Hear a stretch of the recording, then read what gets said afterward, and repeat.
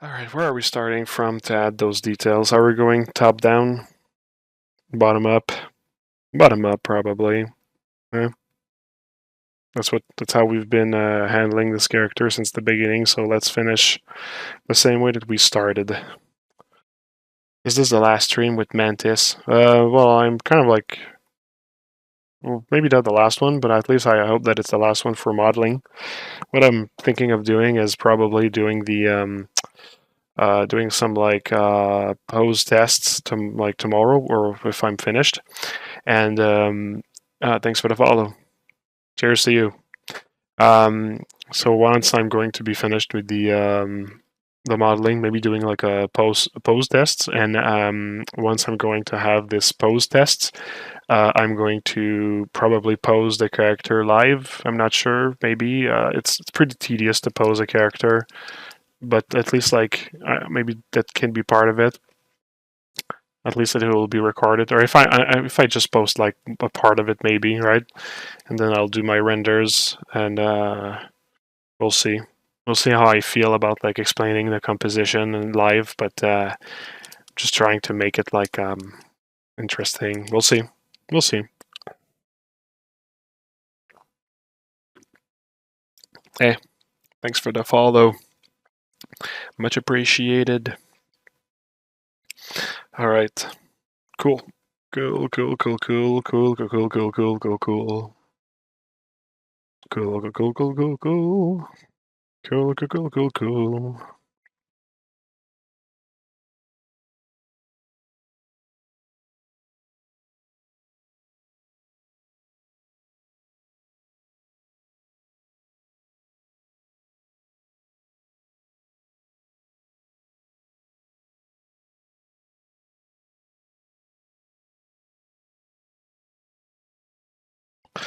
All right.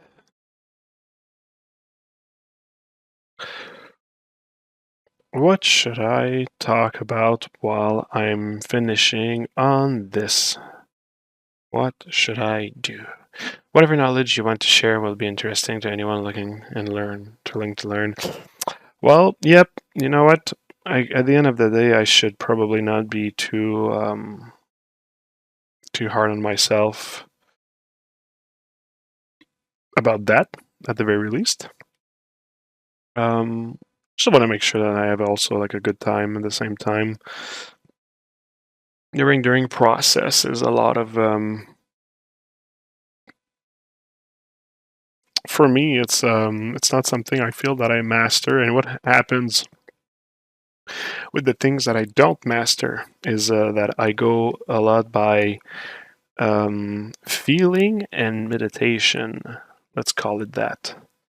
And what I mean by that is it's a lot of just like looking at the image, trying some stuff, realizing that for the last 30 minutes I've been actually digging a hole, not making it better, downing myself, then like rage quitting on on that, coming back to it.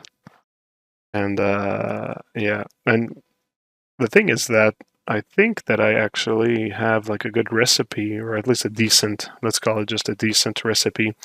But there's a lot of like self-doubt that comes to me when I'm doing that part. And that self-doubt is, I mean, it's pretty hard to handle just by itself. So like actually being live while this is happening is not something that feels like a great experience that I necessarily want to go through.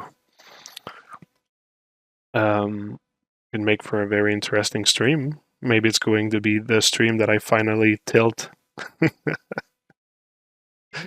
and snap, and I don't know.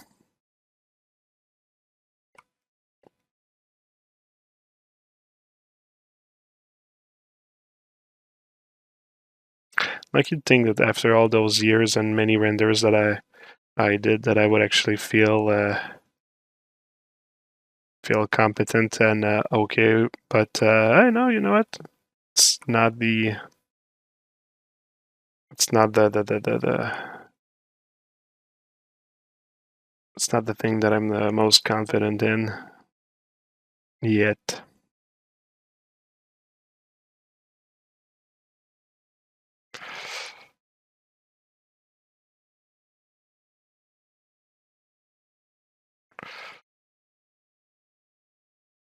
All right, there was one last shape thing here that I know that I wanted to change a bit. Let's record a layer for this.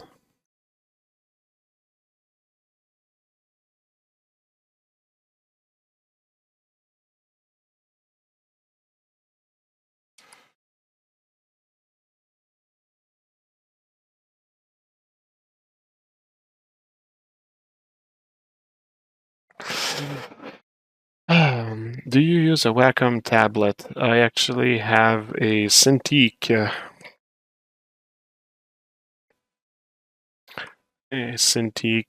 I have the 27 inches QHD, I think is the code name of it. And it is okay. It's a bit too big, and I always end up like having not using the full screen because I find it too large. Actually, it's funny because so you see like how I've set up my my screen right now. We have like the chat on the left, right? Like here, in that in that direction here of the chat.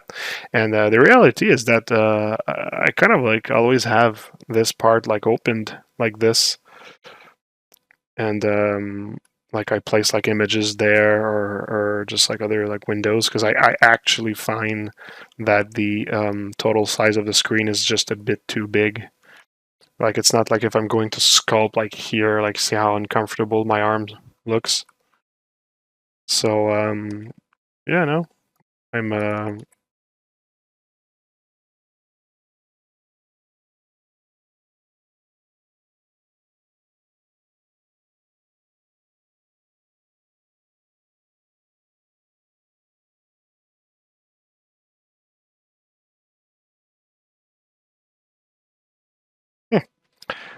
I feel like my brush is kind of like reacting weird right now. Maybe it's just me.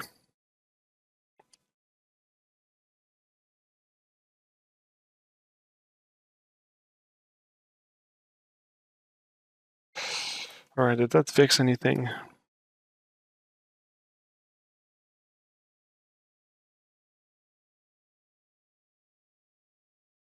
I feel like it's not quite there yet.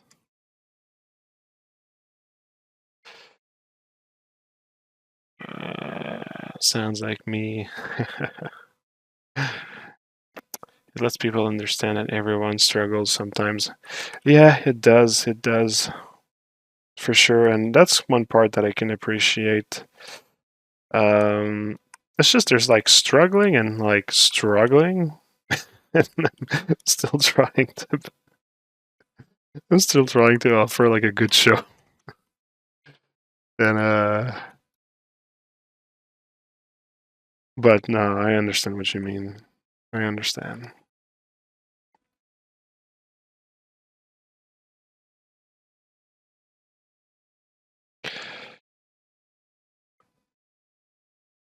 Renato, thanks for the comment.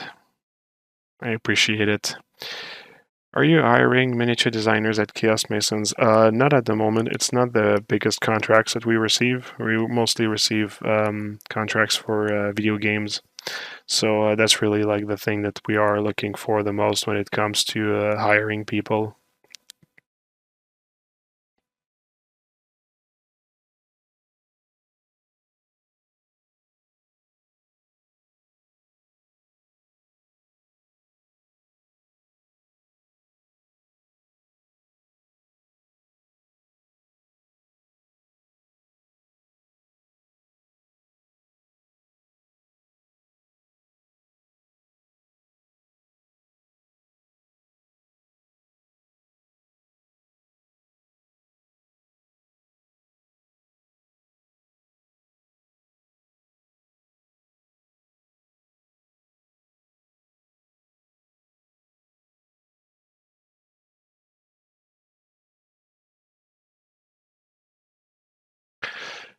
Is there any chance you could explain the process from last stream when you reprojected the binding mesh on the head. Did you just dynamesh it and the duplicate and reproject?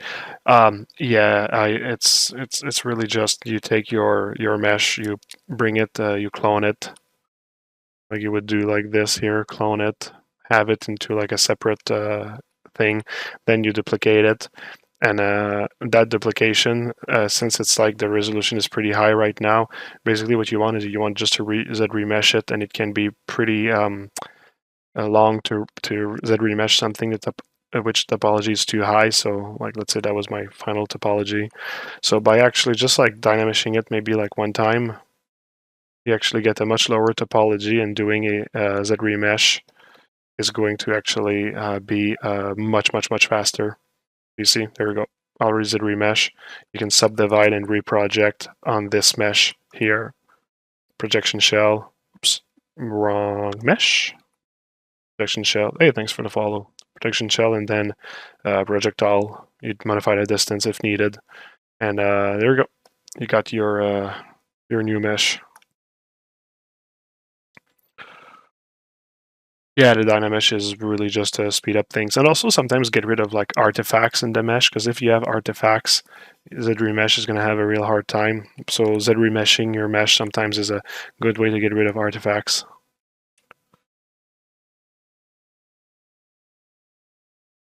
Thanks for the follow. I am doing quite decent on the following, eh? Good. It's because I told you I had a bad day, and now people are like, hey, you know what? This guy needs to pick me up.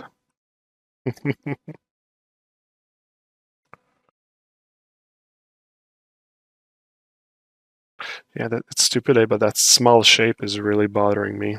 What I just did right there on that layer was not good enough. Oops. Didn't want all the...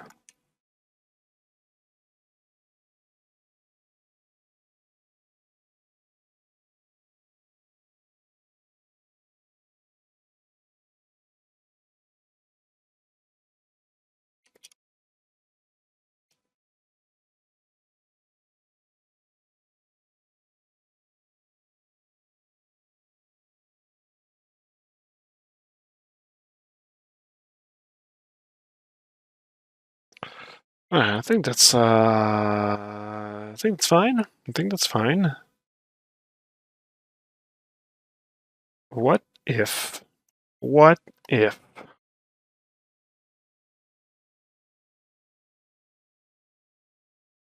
Now, we need that green thing to kind of like create the separations. But what if?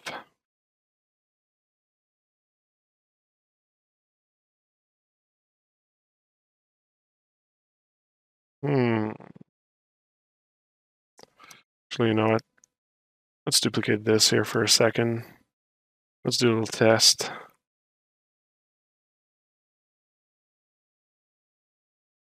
So you're going to be green, and you're going to be black. All right, and let's check. Oops.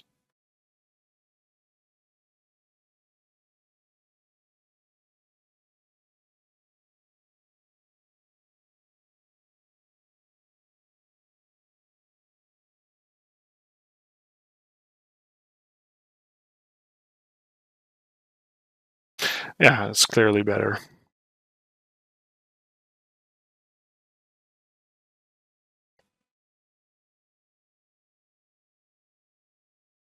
Do I want also this piece here to be green?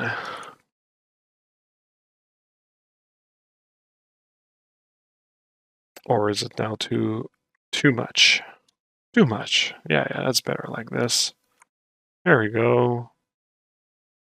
Much better. Perfect. And it gets rid of my little problem at the front here. Why not history project? I've never used that one. I wouldn't be able to say. Will this model be finalized for printing? Well, the way that I'm sculpting this character is that if I want to be printing it, I could. So all my methods are usually done so that, yes, it is printable. This is just a way I've been working for a long time, and it's my default. Your designs are fantastic. Well, thank you, Xnala Lana. X Lana X. Love the contrast between the hard surface and the cloth. Thank you. What is your process for creating your initial reference and then commuting to the detail? Well, I just start from a base mesh, and then I just sculpt like a few little quick shapes and stuff. I'll just show you what my blocking was. Now you see, there we go. That was my blocking. So it's really just that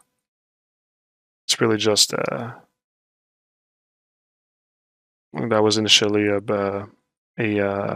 base mesh of a face. You can still see like the nostril here. That was the eye holes. That was the mouth here. And I basically just sculpted this like shape, added like the color, so I know like what the division of the character will be. I knew a few colors were going to be a few different materials as well. And then from this, I just built the character, as you can see on the live streams.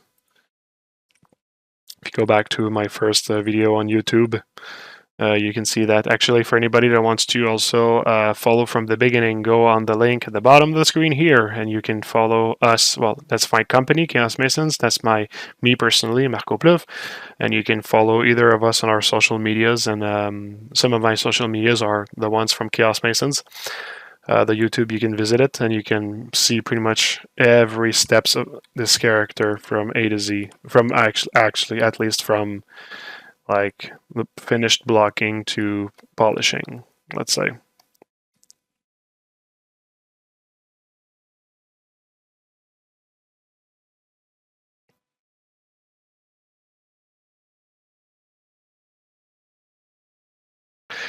Hey, thanks for the follow.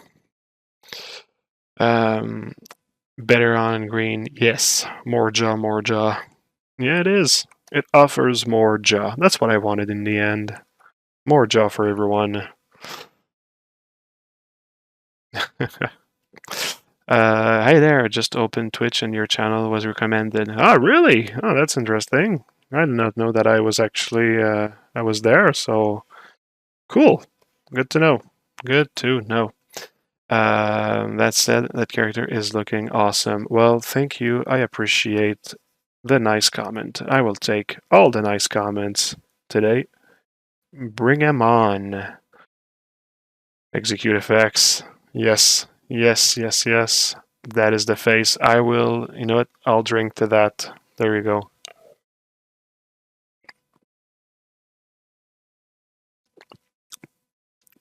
No worries, Xlana X. It was my pleasure. Shakeable. Shakeably. That's all I'll drink to that. That holy sci-fi model you showed recently is a big man. Thank you. I am really looking forward to sharing this model as well. I've been working on it for a little while now, especially the design, and now finally sculpting it for real. So it's my baby these days.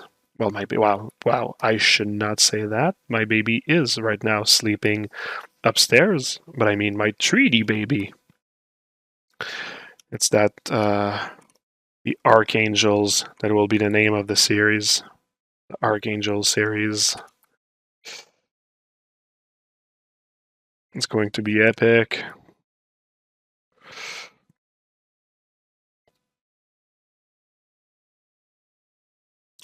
Oh, yeah, well, I mean, yeah, it's taking a long time. I remember a time that I was working on like just like one thing at a time, but I was like fucking blazing through it because I had all the time in the world.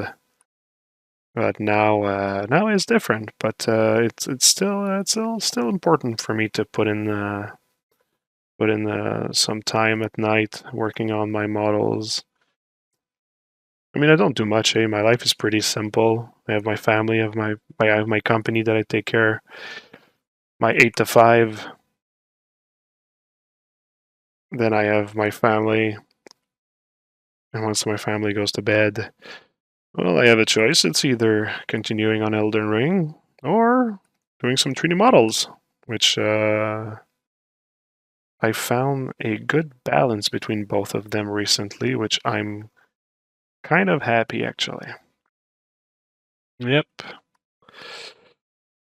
Yeah, my little baby will hear. Shh, don't say it. Nobody, nobody talk about that.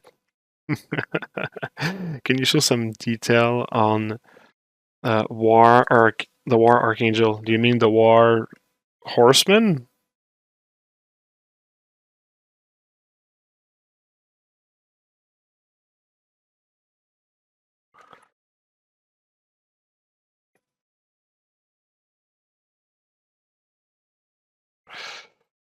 Yeah, I could always open the file of the War Horseman. Remind me. I don't want to jump to that right now. I just want to feel like I'm at least a bit advancing on this character before jumping to something else. But yeah, I will do it. I will do it. You know what, guys? If I get 3 subs, I'll do it. I am absolutely kidding. I will never ask for that. I'm just trying to play the game and be a gamer. The Twitch game. And then I will make NFTs and stuff. Yeah!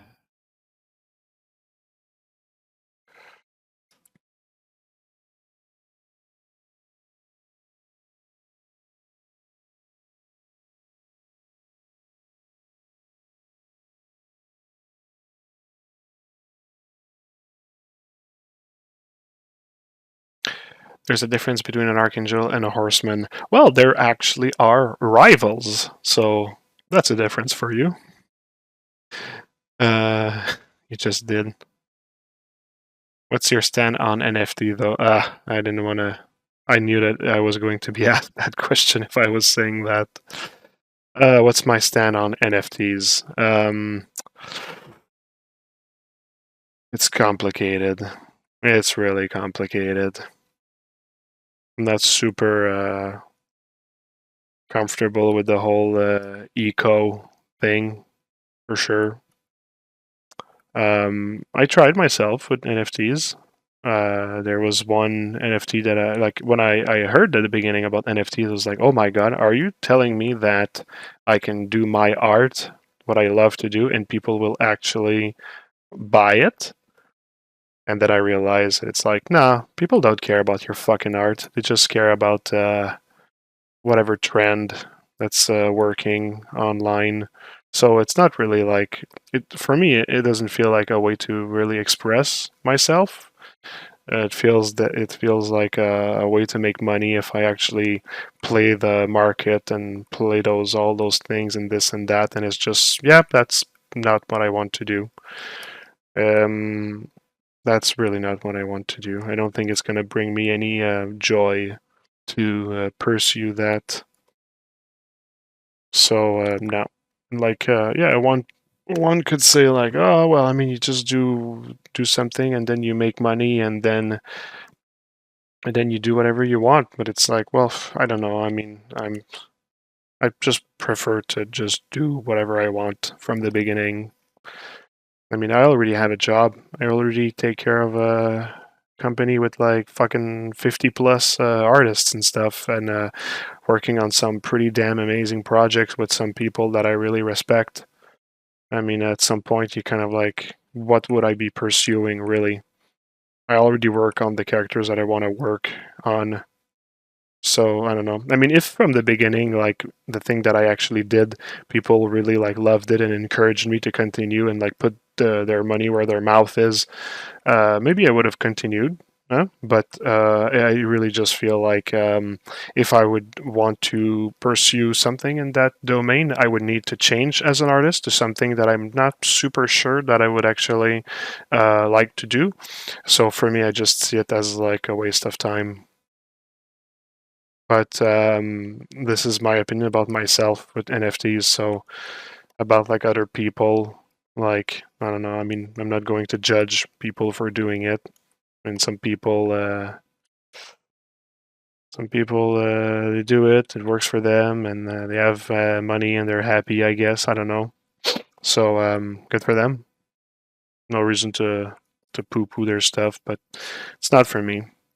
I don't know. Like I said, if from the beginning people would have bought the thing that I would have done, which I actually did for like I really dug deep inside of my soul and tried to do like a mixed media thing, a mix of like music and 3D art and presentation and this and that. And I really liked it actually. I really liked it. But yeah, kind of like got disillusioned a little bit from what this marketplace is, and not super interested to sink more time into it.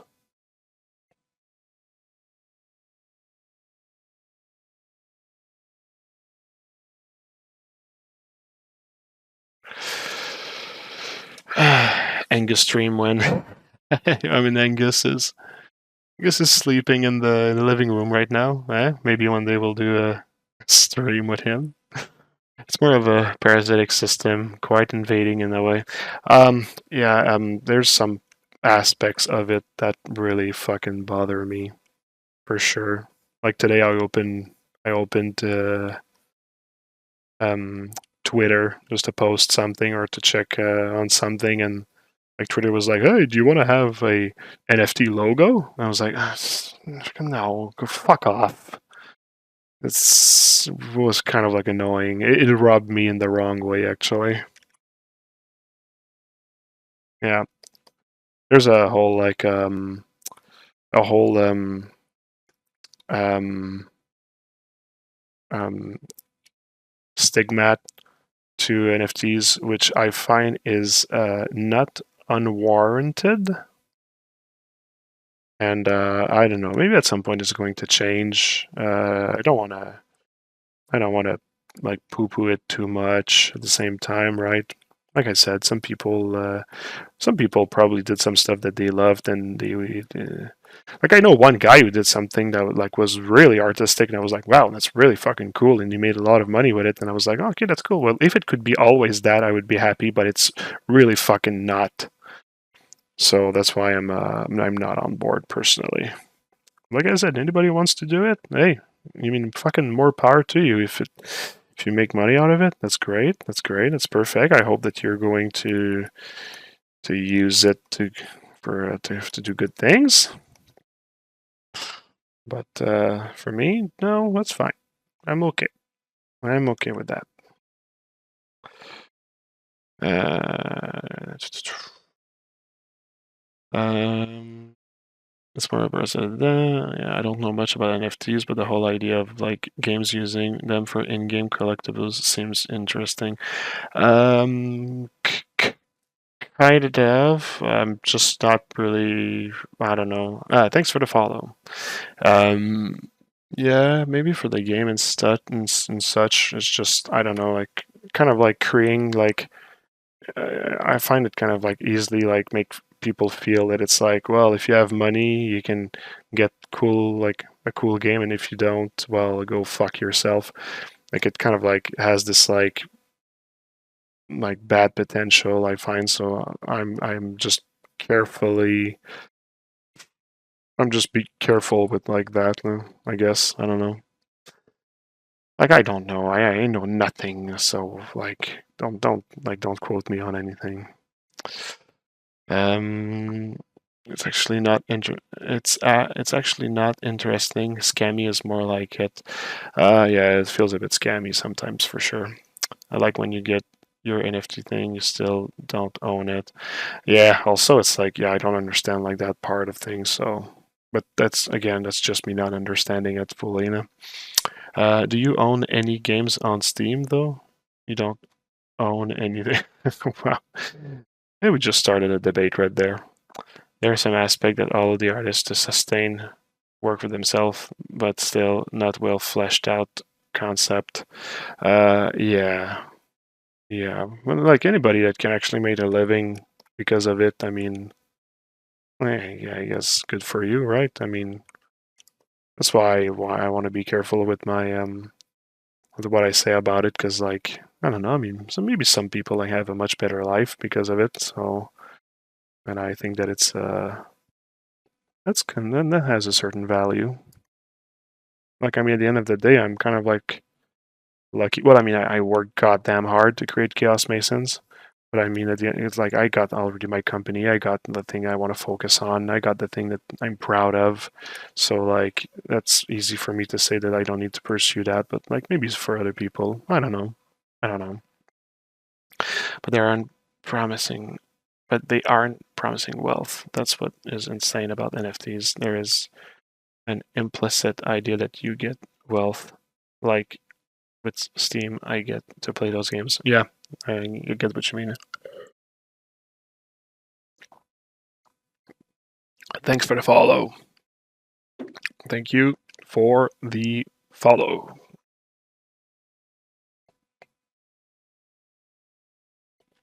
But yeah, it's hard to really talk about it without sounding like an hypocrite, since I actually like dipped my toes in it a bit. Well, actually, you know what?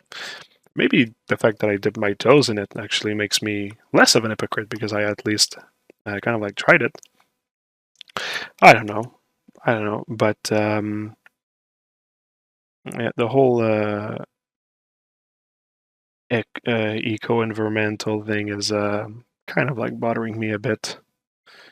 I'm not an angel in regards to those things, but I don't know. I recycle, I do my stuff, and when I learned that it was actually not super good for environment, I was like, ugh, boy, okay, yeah, I'll have to consider really if I want to be part of the problem or not be part of a problem. It's another factor.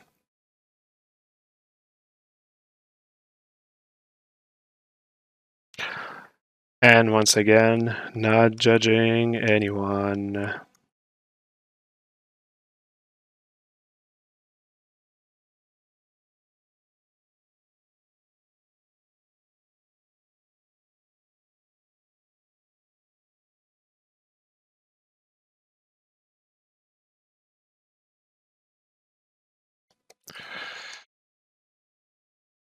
If you ask me what pisses me off the most, NFTs or Ranala from Elden Ring, I'd say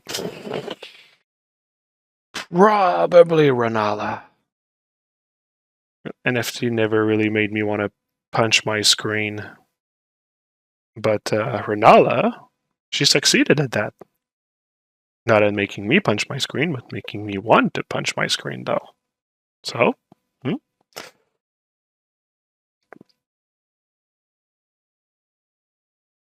yeah, I don't think NFTs are really going to go away, but it's going to be interesting to see how it transforms and what it becomes. I just hope it's something good. I know Raf Gressity is so into it. Yeah, well, I mean, he was like at the beginning of it, and yeah, it's scam to create tax-free assets from garbage. Like NFTs don't function on new tech. It's an old concept based of proof of stake. Mm.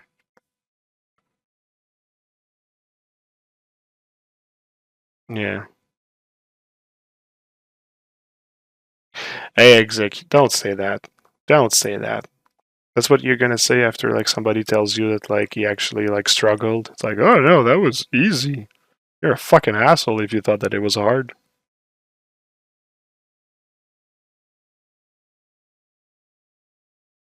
Thanks for the follow. I have a character who had like zero fucking build in magic, so like any attack that I was actually receiving in my face was almost like one shot kill.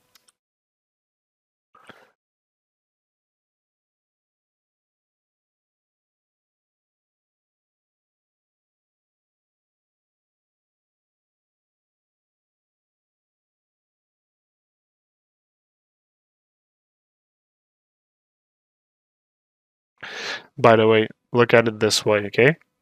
I beat Godric on my second try, alright? Renala took me about 10. So it's really different from one player to the other, what character is going to actually give him trouble. For me, it was that awful, awful lady.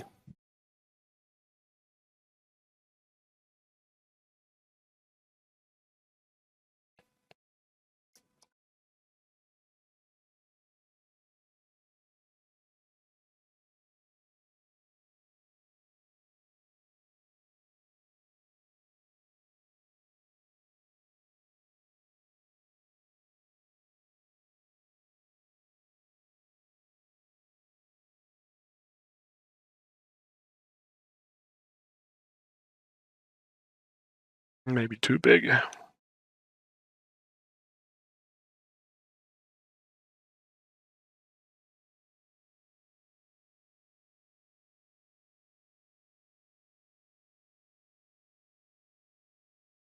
It's still too big, maybe. Trying to make sure that, like, this still has to look like somewhat delicate. Let's keep it, I guess.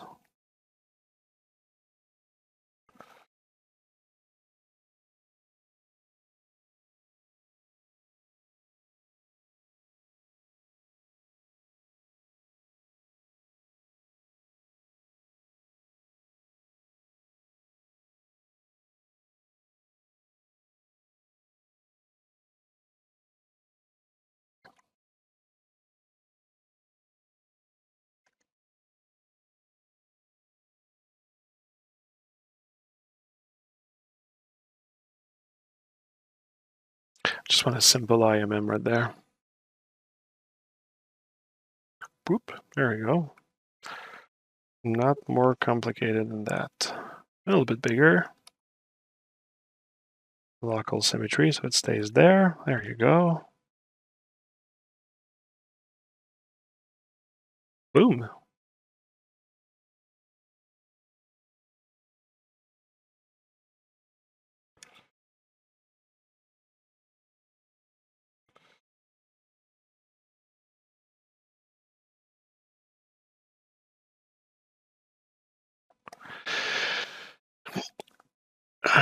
Until we get further. Oh, I'm not afraid. I've beaten all the From Software game. I've beaten Dark Souls 3 on Soul Level 1. Nothing scares me, I'm just saying. She's fucking annoying. Because you have to always, like, beat her first form before, and it's like, oh my god, man, I know, like, I just need to learn, like, the attacks. Just imagine an NFT or Renalta. I will never buy that NFT. Just missing. Yeah. was, I was RP walking to him. Sorry, what's RP?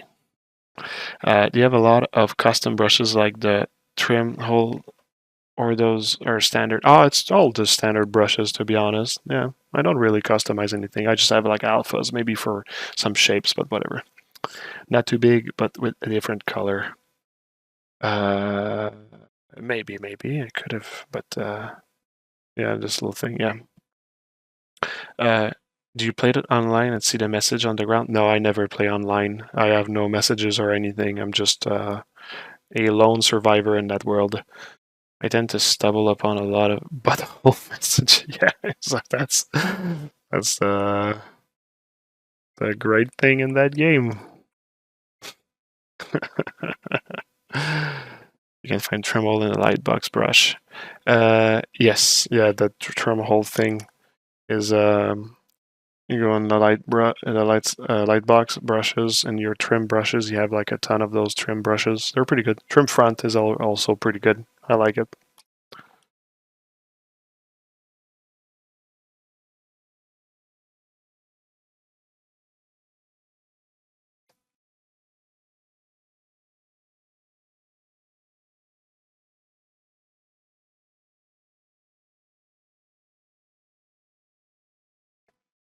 I always hated like bosses that you actually had to always like redo like one step of them before. It's like, dude, I just want to learn the last part.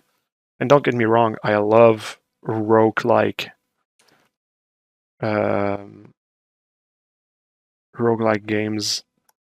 Like Binding of Isaac, I sunk so many hours in Binding of Isaac. I love that game. And I know like if you want to learn like the last boss, you have to kind of like go through the ordeal of all the levels and stuff, but I don't know. I just feel like when the boss is kind of like redundant at the beginning, it's just more like annoying than anything. My friend really like wants me to play Returnal now, which sounds good. I'm probably gonna play it, but I need to become the Elden Lord first.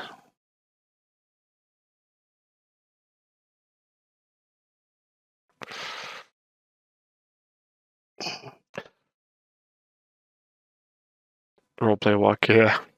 Got some epic sorceries that just smash bosses. Yeah, that's cool. I never really played with the sorceries, but they look good. They look good. Yeah, me, I'm pretty much only melee. I just really love the close quarter and all that stuff. Hades.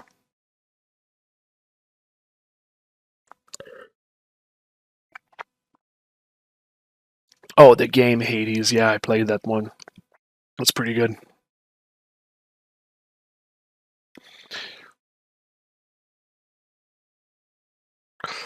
All right, all right. Let's concentrate for a second and go through this character a little bit. I feel like I've been doodling around. Let's uh let's get serious for a second.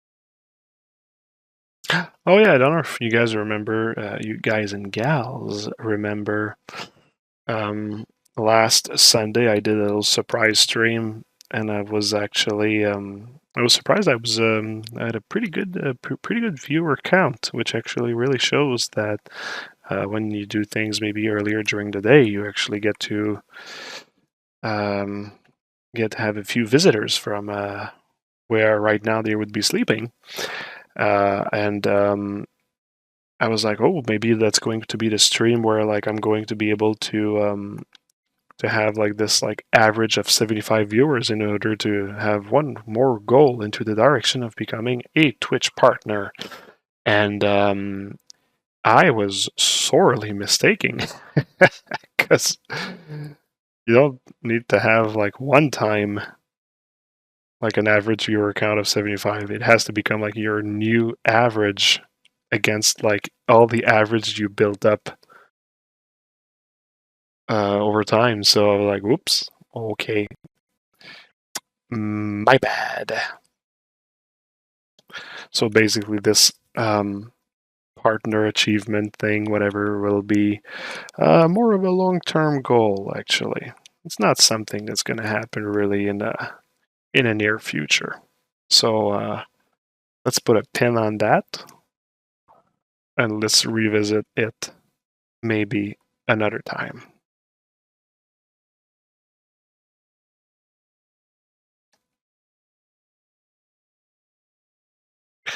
Get that sweet, sweet partner. Sweet, sweet partner level with Twitch.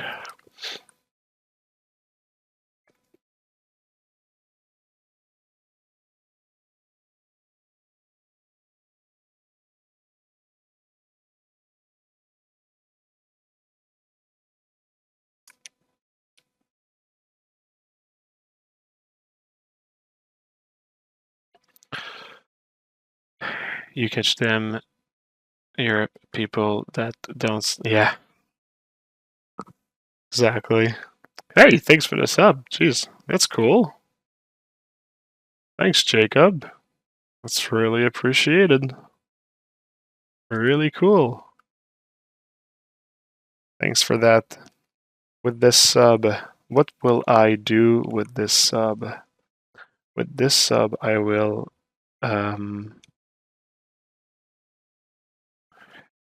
use it to buy a new filter for my water filter, because I've just learned that I have lead in the piping of my house, and I need to filter all the water in my house now. So there you go. You will help me to not get intoxicated by lead poisoning. So basically, you just saved my life.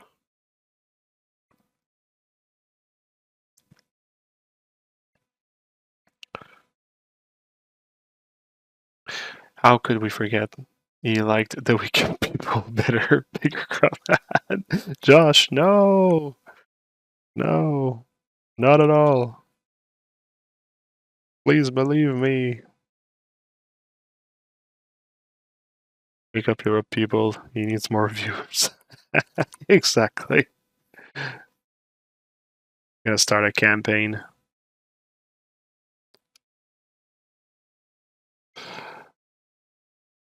Wait, is this a custom set of alphas? Well, I have a few alphas that I did myself, a few alphas that Cedric did, a few alphas that my friends did. So in the end, it's a pretty custom one. I mean, we do sell. Oh, jeez, another sub. Wow, that's cool. Thanks, Blue Co. That's really appreciated. What will I purchase with this subscription? With this subscription, I will renew my Disney Plus subscription so that my kid gets to watch once in a while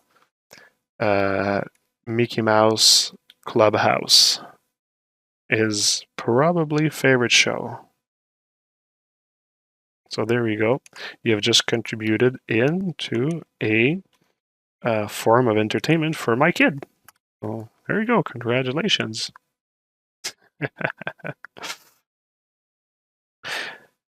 3 a.m. from Italy. Yeah, yeah.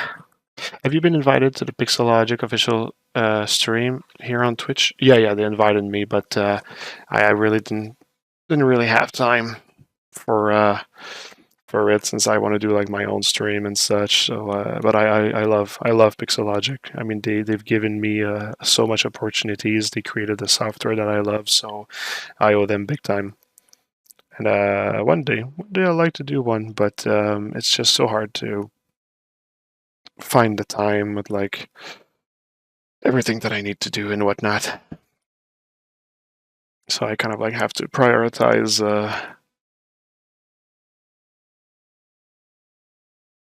on a few things. Nodane Bramage. Yeah, funny.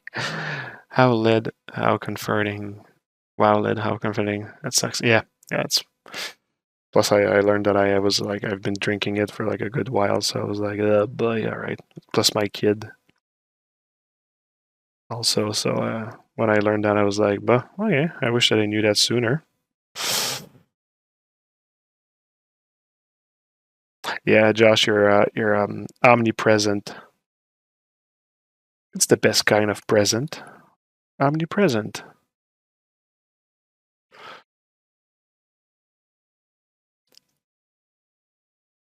Luco, thanks again. Yeah, another filter. Do you use a knife tool at all? Nah, it crashes my ZBrush way too much. It's making me tilt. It's making me tilt.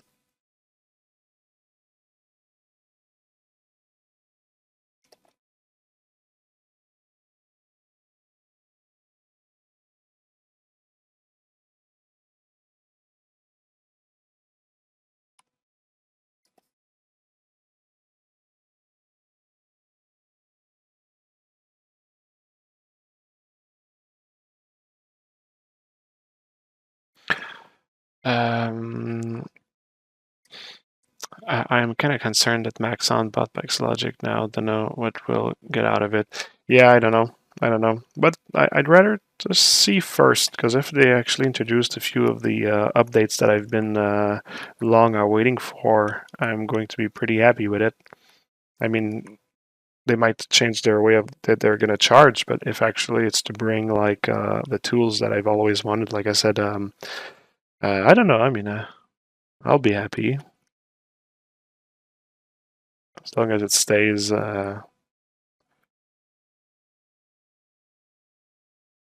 As long as it stays a good deal, and they really like try to really add to the software and stuff.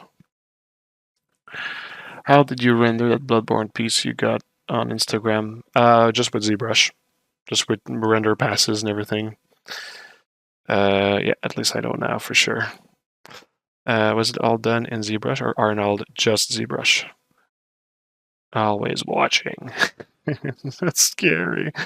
Thank you, Marco. You're an inspiration to me. That's cool, man. Appreciate that. Man or woman? I should not assume anything. Yeah, going to stay with an open mind for now. Yeah, I think it's better.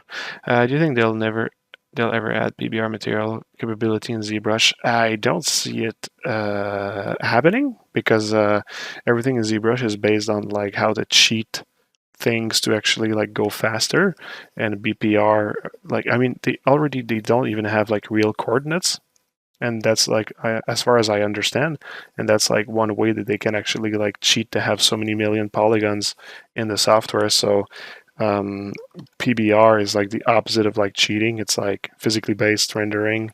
So like I don't really like see it like be real. Like I don't see it realistically happening. That would be pretty fucking rad though. That's for sure. Pretty rad.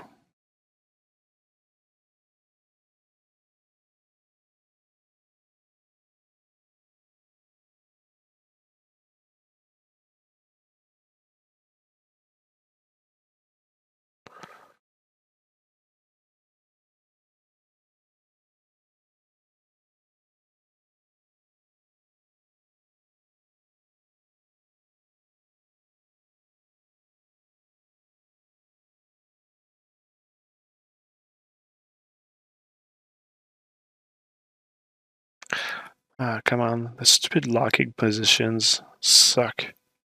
All right.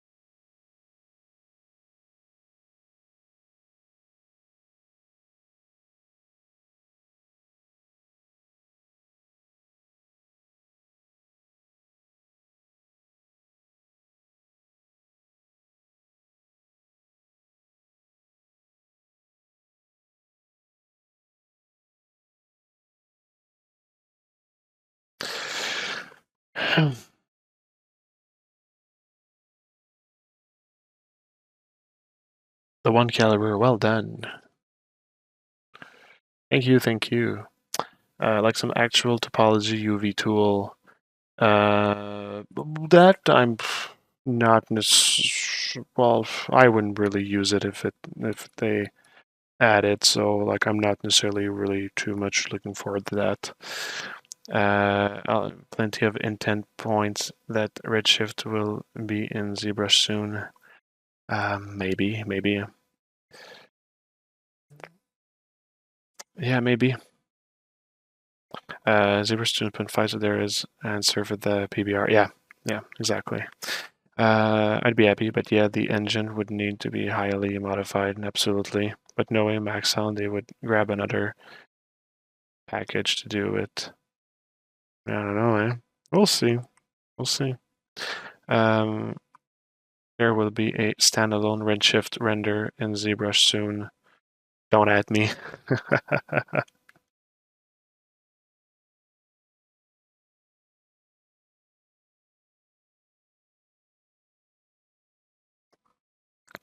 Bonsoir, j'ai vu le teasing du sol de mec Archangel, c'est de la bombe. Je te remercie beaucoup, c'est très apprécié. Et je suis très fier de ça pour le moment. I was saying that I'm really proud of the Archangel series that I'm working on.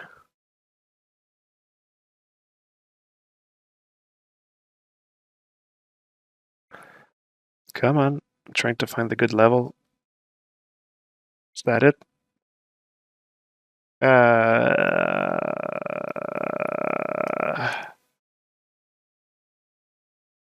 I guess it's passable.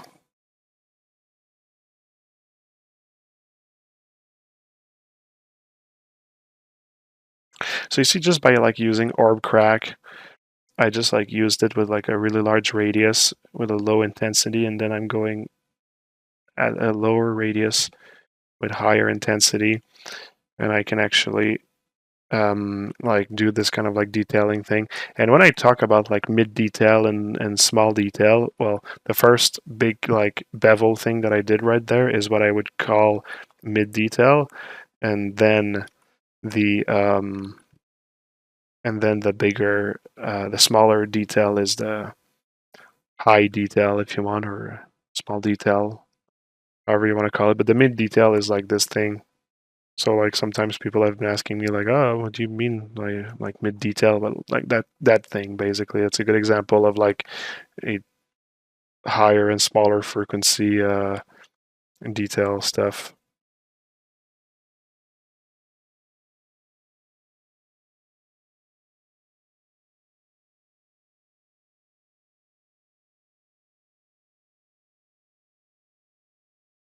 So I've been going around with that brush. Well, not the brush, but the standard brush, like just to do like those little like bump lines, lip lines, whatever. So I'm going to actually. Ooh, thanks for the follow. Like I'm now going to go into the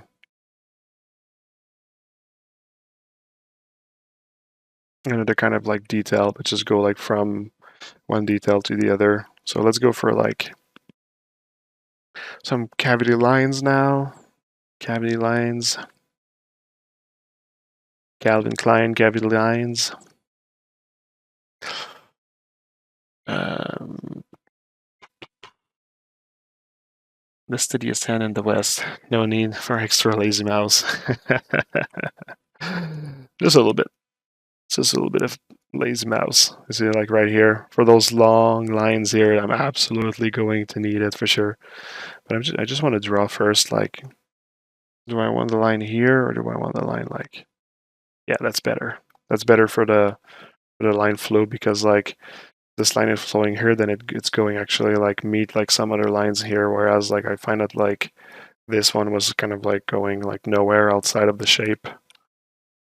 So, or do I want it to do this here? Or this here? Yeah, this here is the best, so. And do I want to have some mid detail here? Do I want to have an extrusion? Or do you want me to keep it like slick, like this? I feel that maybe the mid detail would probably be a bit too much, except if it's going inwards. Actually, you know what? Let's try this. Let's try to have it go inwards. No to you.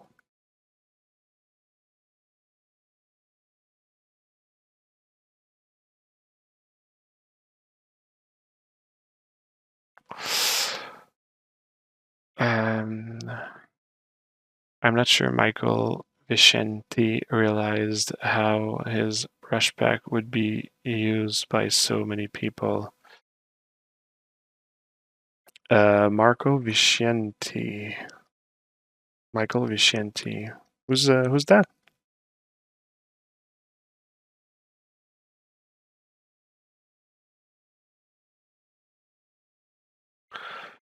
The head design is just fire. Thanks, man.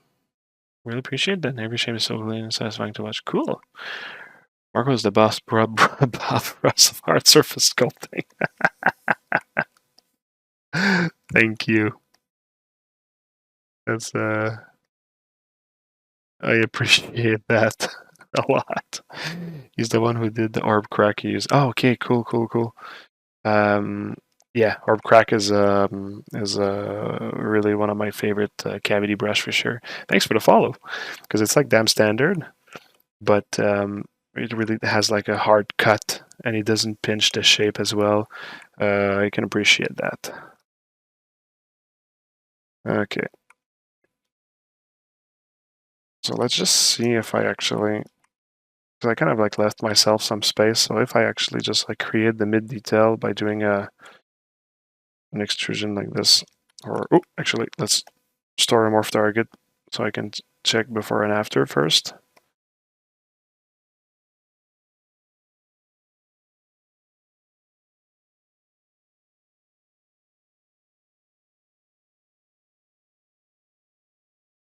Yeah, that's cool.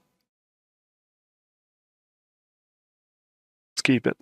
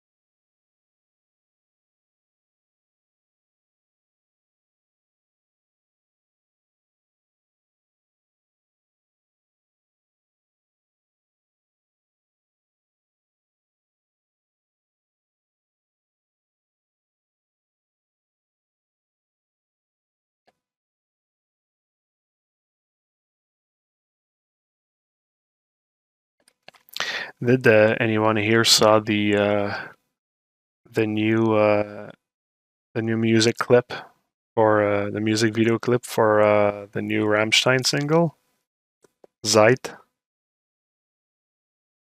So if you haven't, I would suggest it. It's a pretty good one. I really find that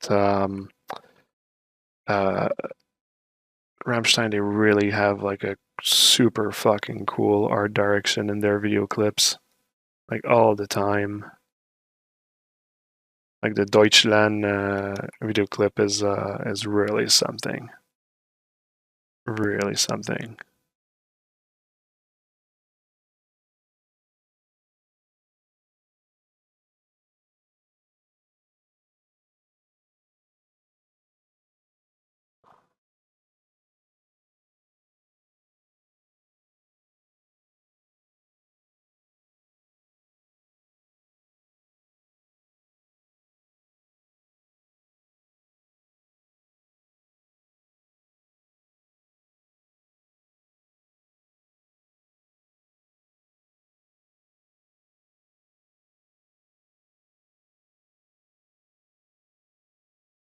What does it mean, tabarnak?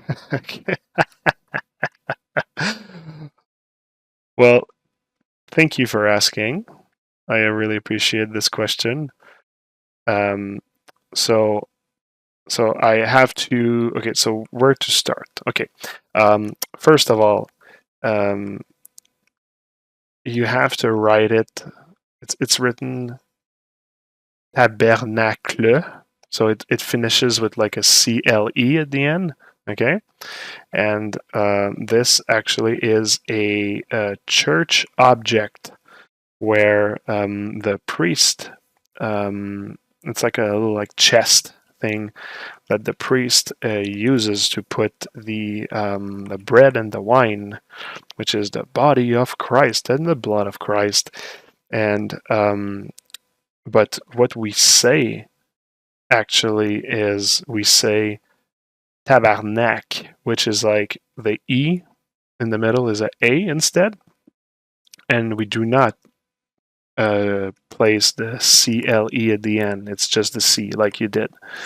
And the fact that the word is changed is basically blasphemy, to be playing with church words and changing them.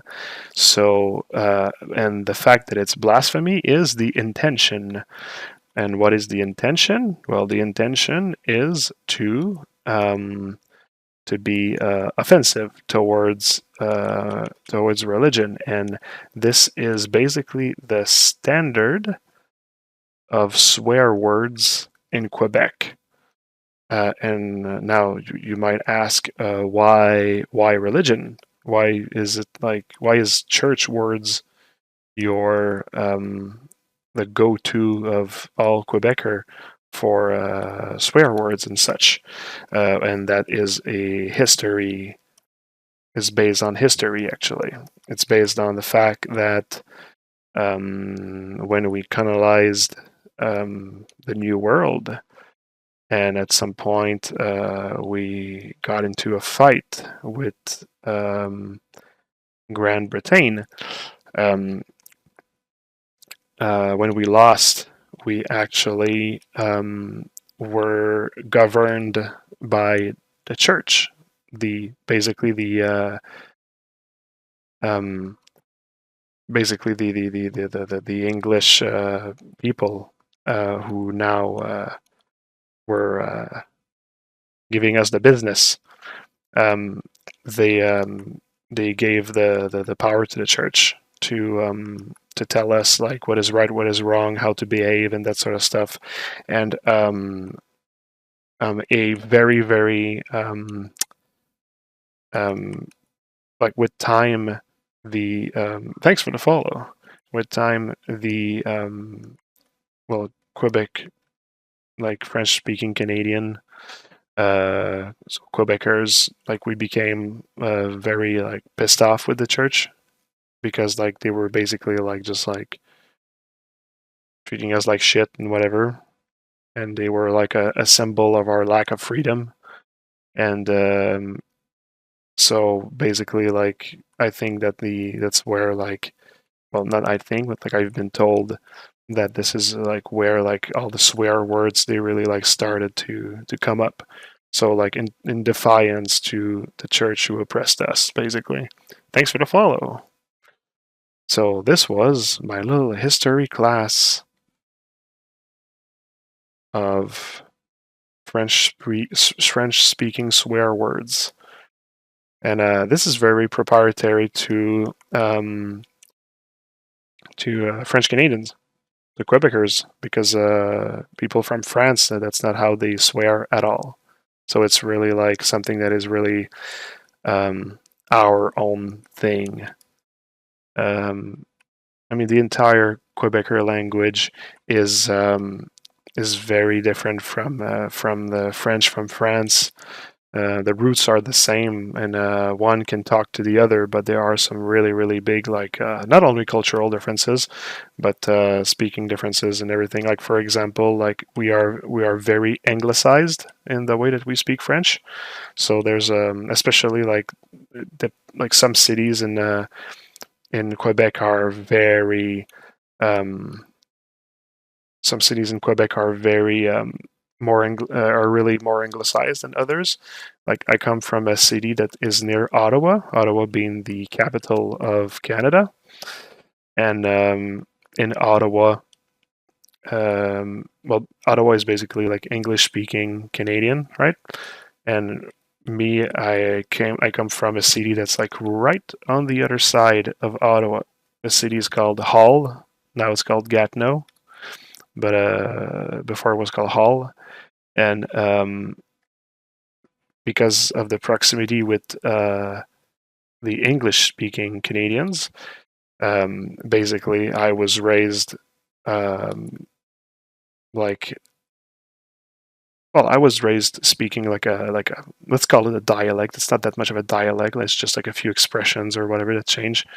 But when I moved to Montreal, I saw like the difference. And when I speak French, I use like a ton of English words,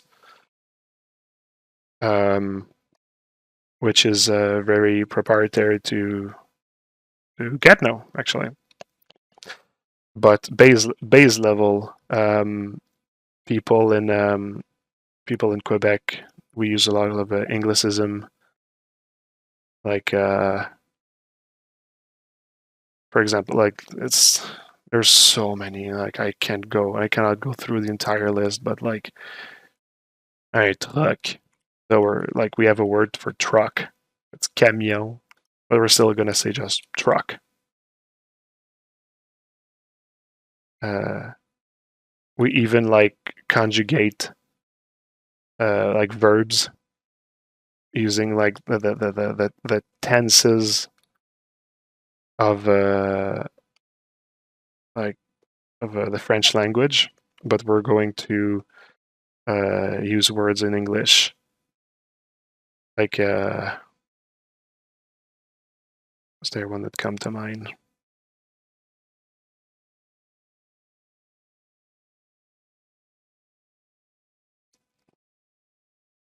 I have a hard time thinking about one right now because, like, right now my brain is like thinking in English since I'm doing this. But if one comes to mind, I'll share it with you. Actually, let's check the chat. I've been actually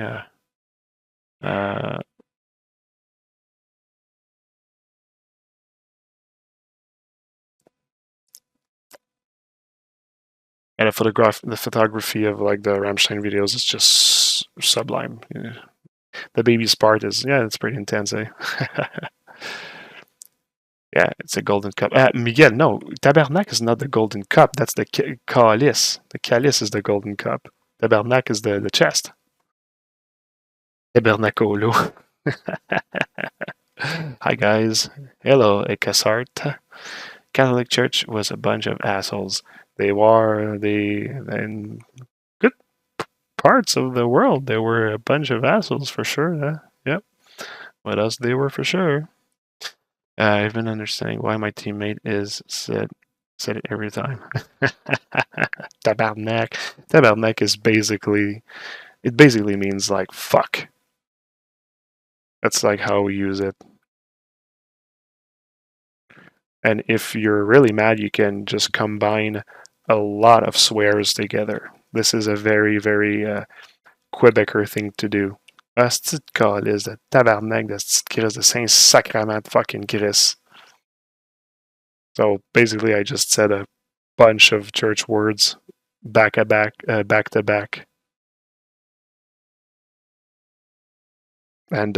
it did feel good. Did feel good.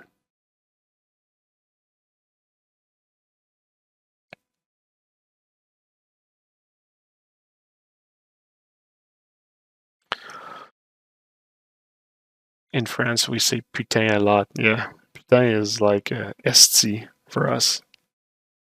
Very angry at prostitute. Camille is France. To be fair, we use a lot of English word in France too, just different ones. Well, you know what, Polygon Pusher, Pierre. The At one time, I actually like I was talking to my friend, and I was like, "You, like my friends who's from France," and I was like, "Oh, you know what, like you use a lot of French word also," and like basically was like, "Dude, you like." Let's count each other's like oh thanks for the follow. Let's count each other's like uh anglicism today, okay? Each time you hear me say one, you write it on the piece of paper and vice versa. And I was like, I was sure I was going to win, and like no, little did I know it's a catastrophe how much we use Anglicism. But it's true in France actually. The thing that's funny is that they use like different Anglicism, which is like for me the one that like um, that I remember the most is so okay look, I was talking about like conjugating verbs in English. So like for example, to park, like park as like parking, like park to park a car. Um, like we actually just we say park instead of the real word, which would be stationner. So like if you actually want to say stationner in the past, you would say like je m'étais stationné or something like that, or no, let's say like in the future, like je me stationnerai. So this is like the way to say like I will be parking in the future.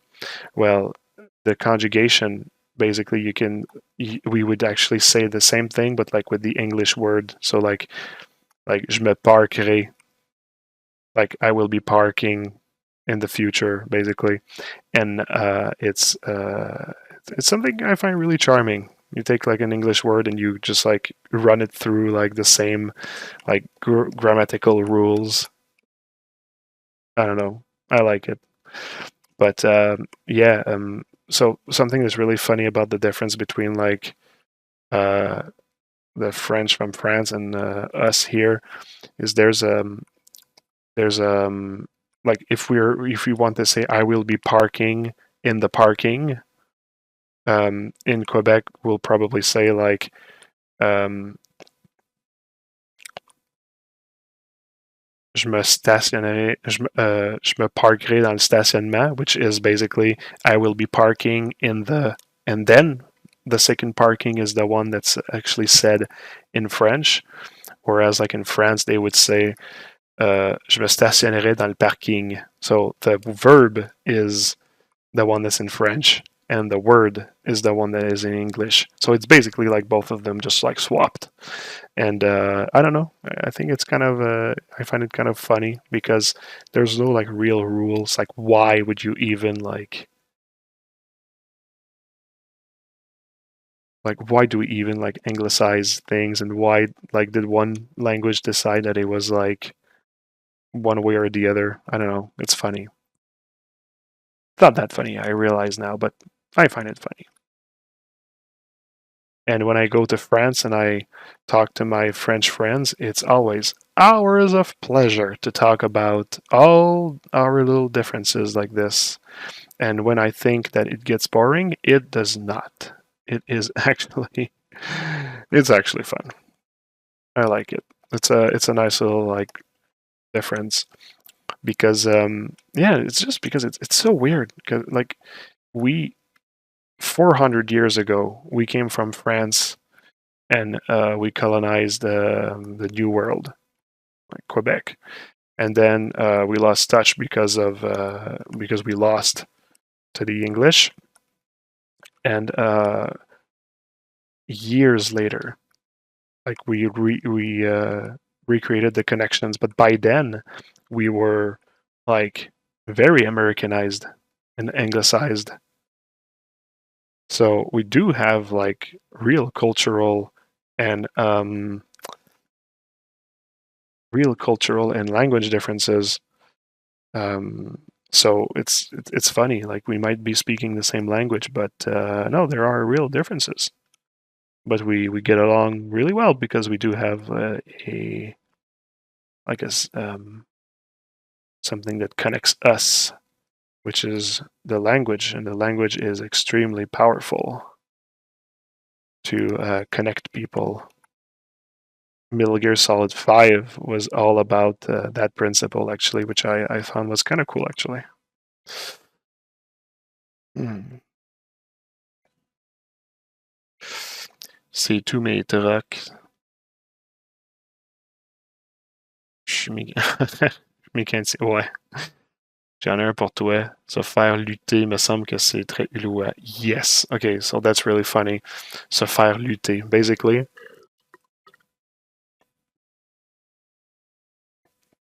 Basically, it's translated to um, getting wrestled, like as in wrestling. And in a hall, we have an expression, like where I come from initially, we have an expression that like nowhere else in Quebec they actually use, and it's basically saying that you got wrestled by a car, which basically means getting hit by a car, but nobody else in the world like says that. It's really just us in our city, which is weirdly a point of pride. Actually, it's fun. I like it. I like that we have this little like quirky thing.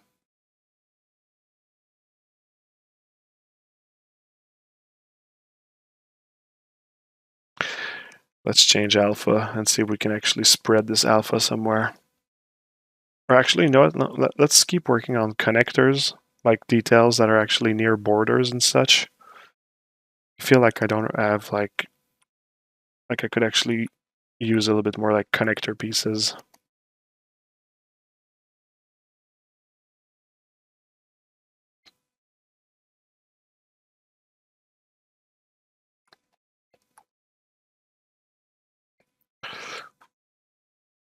Ah oui, le fameux calice. Pour moi, c'est tout pareil. Golden stuff. Hey, thanks for the follow. It's so true, it hurts. Ghost of Christmas Future. Triple skull head. Hey there. L'amour du fromage. Oh la la. Good day, people. Ooh, thanks for the follow. Giving 3D art. Nice to see you. Hey, what's up, Marco? Talden, nice to see you. All right, Jacob. Have a good one. Take good care. My new subscriber. I wish you a great soiree and make great subscriber dreams.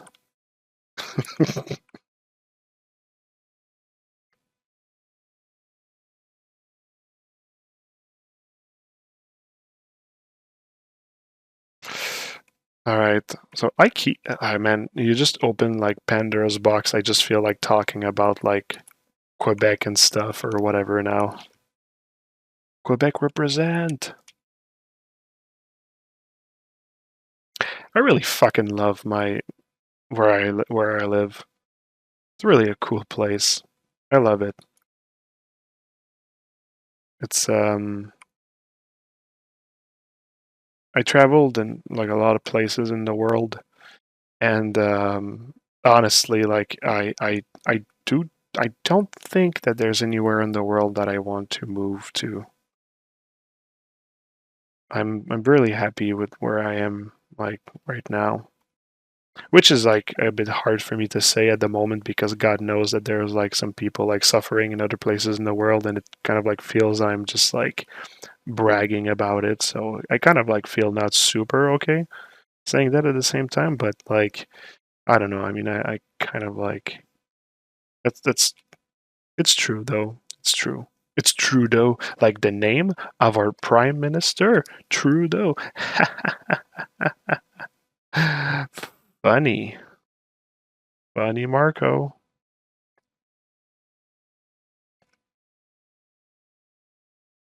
But you know, I really like it here.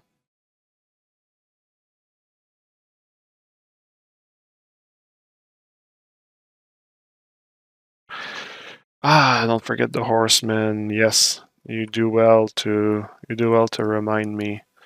All right, you know what? We can I can take a little break from that. I don't know how much I'm going to show because like the character is done, but actually I'll. Hmm,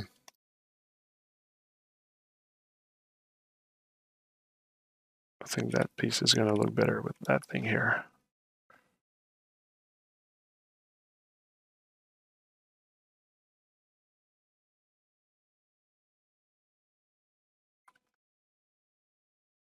There we go.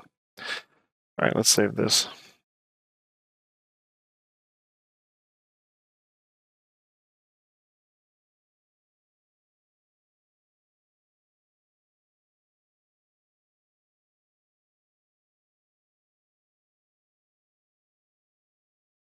Daddy.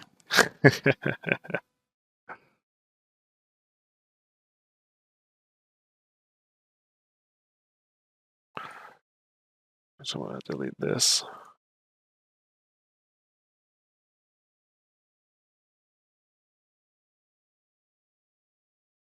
Just clearing a bit of the memory here.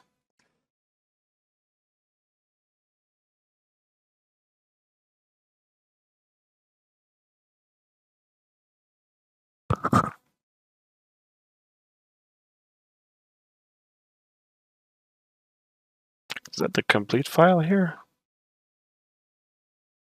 Merci very much. Hey, Pramad.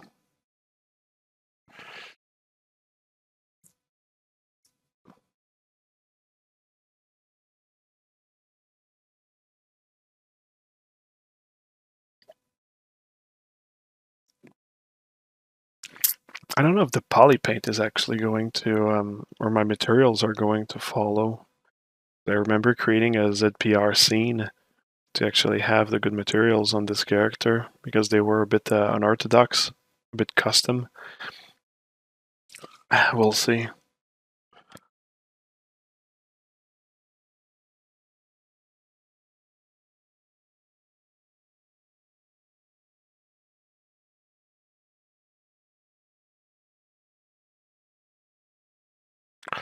All right.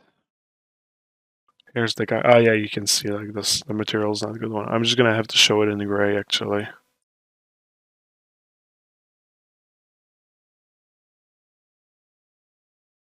All right. Here you go. That's war. That's war for you.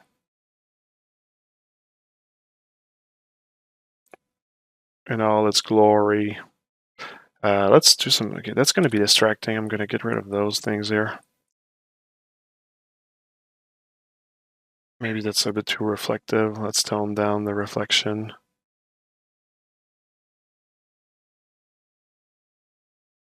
Trying to find like the best tone.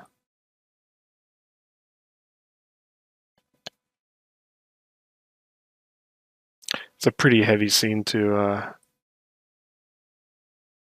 manage.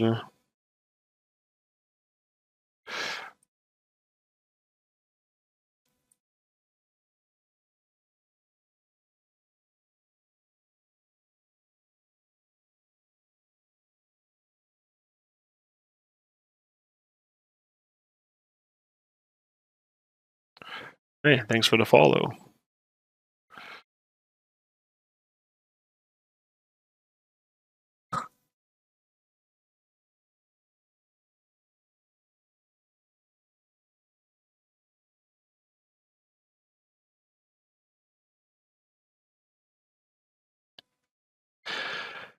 Wow, super cool. That's one angry dude. Yeah, that's one angry dude. I don't know if it's a secret, but I was curious to know if the Horseman's famine print will come with the helmet on his head. Well, I mean, we're trying to have both the helmet and both head versions, actually. Um, that's a big boy. Yeah, yeah, yeah. Tabarnak, ça claque. A little too sexy for Twitch. I know, I know. A little too sexy, eh? How many hours of work on this beauty? Well, easily like 4 or 5 weeks, maybe 6. So yeah, it was that was a big one. There's like 2 characters in there. Like just doing the bear alone. I mean, is because that's a bear, by the way, mutant bear. Oops, floating sword. Yeah, just doing the bear was like quite some work.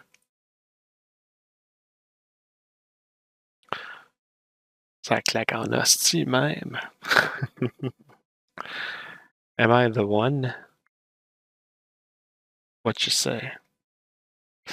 Sacrément que c'est beau. Ben, merci, merci. Posing might have been painful. Not that much. Like I always pose a blocking first. So for me, I just knew I had the pose over the blocking, and I just pose in section. Like for example, like all those plates on the thigh, well, they were placed like in one go, but like everything underneath was probably posed with the body since it's more like connected to it. So everything that's like floating, like I can probably like pose it like afterwards, right? And yeah.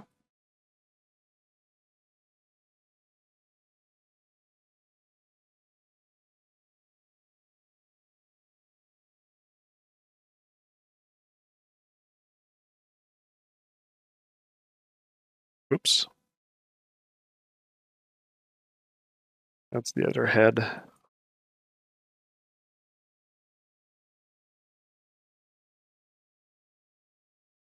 Yeah, it's kind of hard to see with those with this poly paint.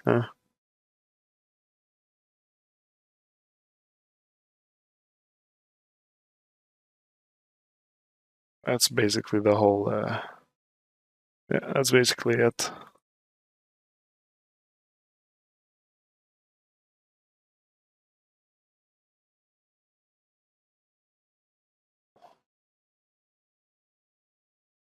All the detailing is done using UVs.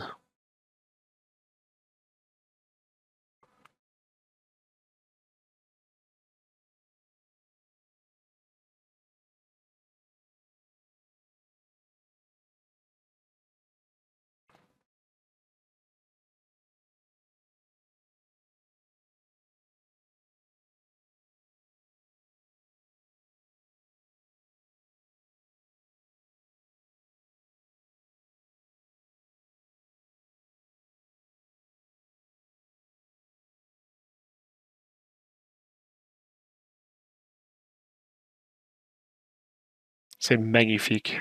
Merci beaucoup. Well, thanks for the reaction. It's really really appreciated, Mr. Chicken Wings. Thank you. We got a little like microchip thing going on the blade here. We can see that the blade was used. It is not in mint condition. We're just flexing. Hey, they asked me to show it. Somebody opened the door.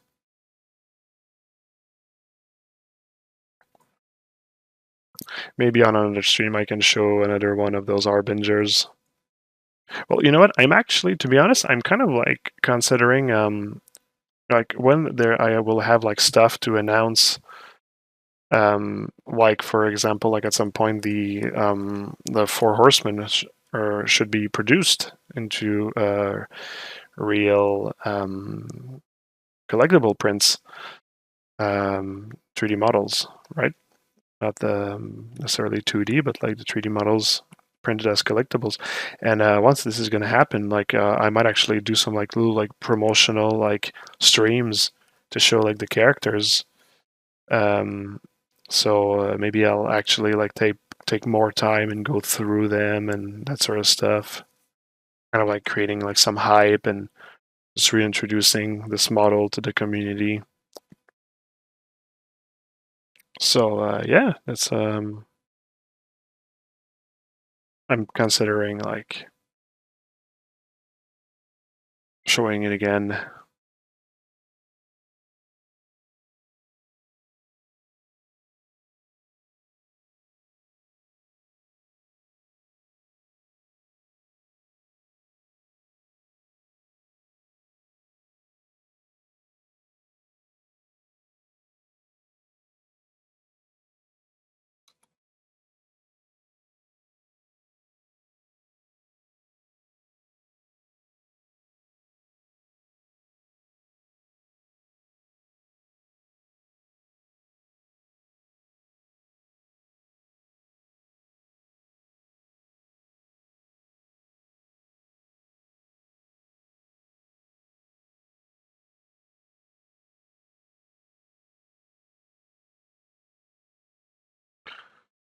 The high was at 110. Yeah, I'm really looking forward to that. Like I said, the Harbingers and well, the Four Horsemen, however you want to call it, Harbingers. Um, the this whole series the plus the like the extension of the lore, like with the archangels and all the other like faction that I actually have already like written and thought of. Like this, like for me, like seriously is one of my biggest goal achievement to be able to work on those. Um, I'm like when they're going to be produced, like for me, like this is going to be like such a great thing, like a really like a life achievement, and I feel so fucking blessed that I might actually have found like a partner that can actually like produce them to like the degree of quality that I was like hoping for. And and yeah, I mean it's like I've always wanted that, and I've kind of like always worked in a sense in that direction, but like I know that I needed to meet like the right people and to find the right opportunity, and I'm just so fucking happy, seriously. I'm really crossing my finger that it's going to go well, right? Because it's going to go as well as like the reception we're going to get when we're going to announce it and show it and that sort of stuff. So I'm really hoping that like that people are going to respond well to it, because I really want to spend. Hey, thanks for the follow. I really want to spend a good portion of the rest of my life working on this whole series. Thanks for the follow. That would be really like my artistic focus for a good while if this happens. So fingers crossed. I'll keep working at it.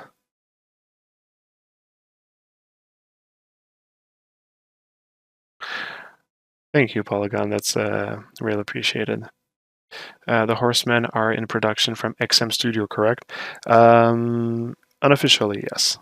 Like we still need to make an official announcement, figure out like how we're gonna do it and that sort of stuff. But yeah, it's being teased by the owner of XM already that we're gonna be working together on this. So yeah, I guess that I can talk about it. Yeah, it's with XM Studios, which I worked for doing the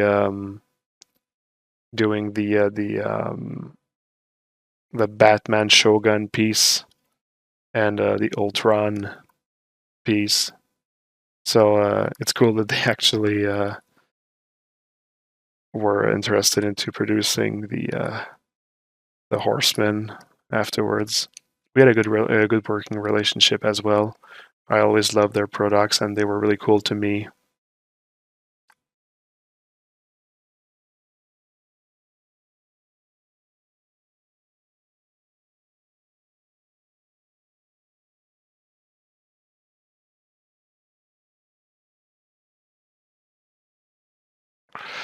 I think every artist's dream at this point is envision their creation to life without an outside influence.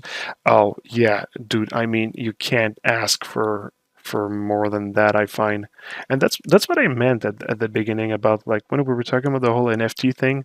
Like that's why I never really pursued it. It's because I felt like if I actually wanted to like become like successful at that, I couldn't really like sell when I want to sell and present myself the way that I present myself, and that was really for me the biggest like turn off, right?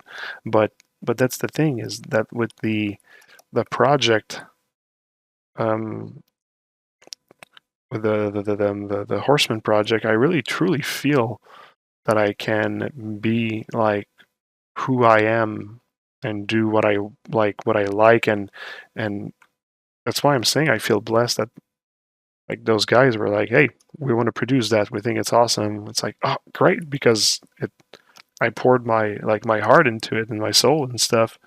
So the fact that like this is working, I mean, that's awesome. At the end of the day, that's just what I want. I want to be able to pour my heart and my soul in my craft, and if people like it, well, then fucking perfect. But starting to like play like some play some whatever game online just to sell something that is not like exactly what you would want to do, that's not something I can do.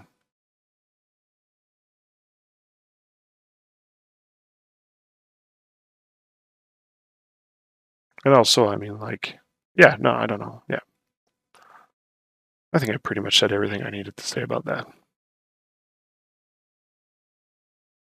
Don't want to.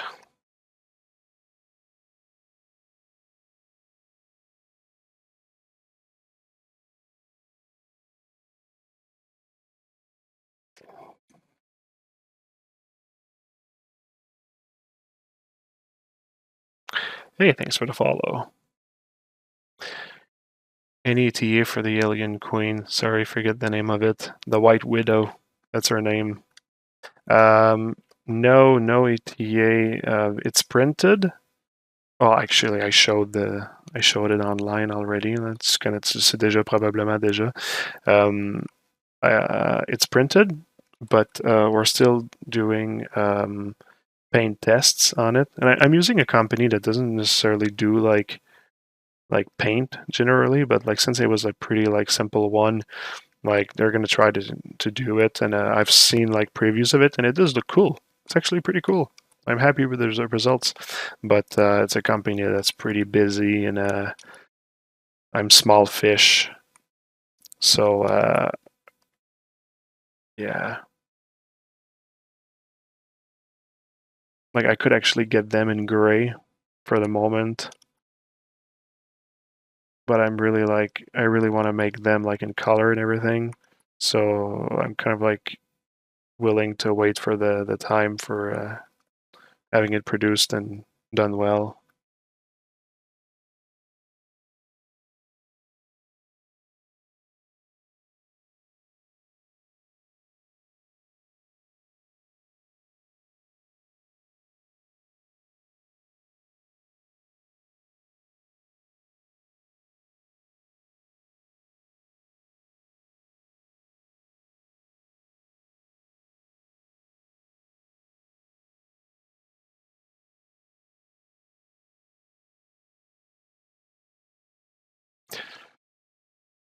I'm happy you've got to that point in your career excited, but you excited to it.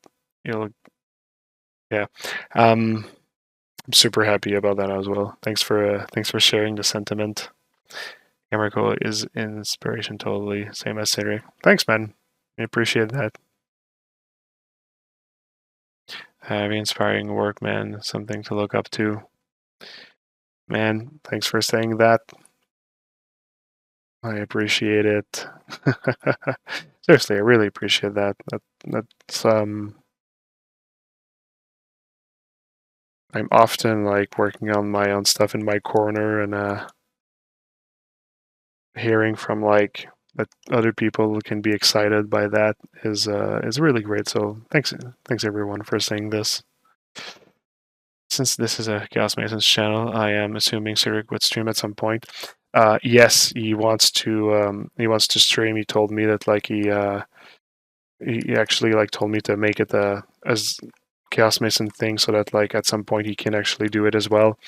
Cedric is currently like having some working on some really important things. Plus, he has a lot of responsibilities at Chaos Masons at the moment because we're doing like a major expansion, and it's taking a lot of time. Plus, he's working on a tutorial and everything. So he's a pretty busy man for the moment.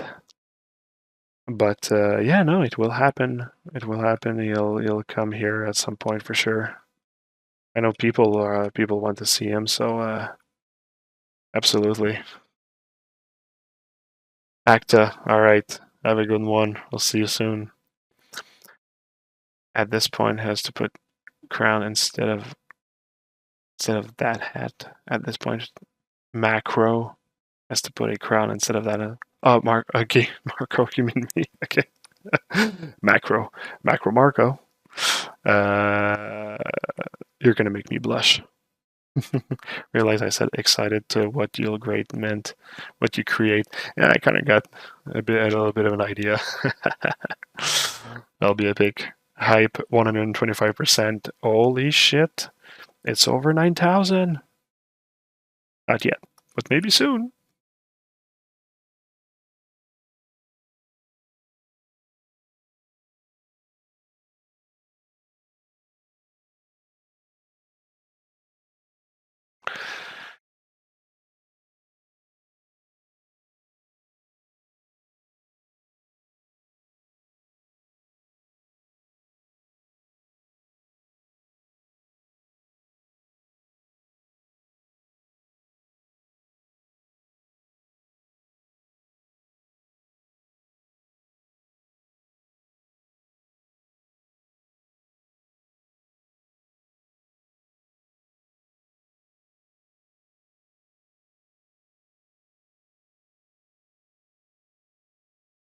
I wonder, something that could be actually funny to do, like to do like a 3D marathon, like see like how long I can do 3D before I start to hallucinate. Actually, it would be a good occasion to actually have Cedric on board. I start something, then I go to sleep. He continues sculpting on it. Or just me, just seeing like really like how long it takes before I fully tilt. Before I go into the bunker zone. 3D Sculpting Jackass Edition. Yeah, man. It's like completely losing it.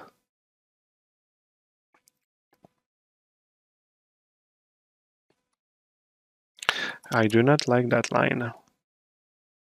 I think it needs to be a little bit more, a little shorter. Maybe just the.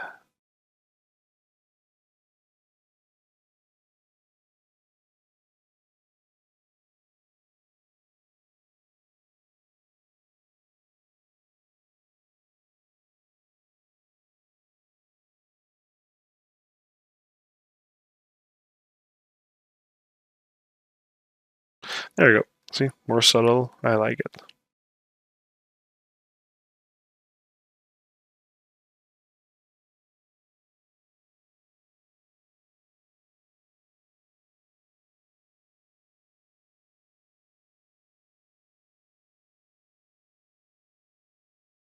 That's going to be a hard one to do going around that. I wonder if it's better how you do it this way.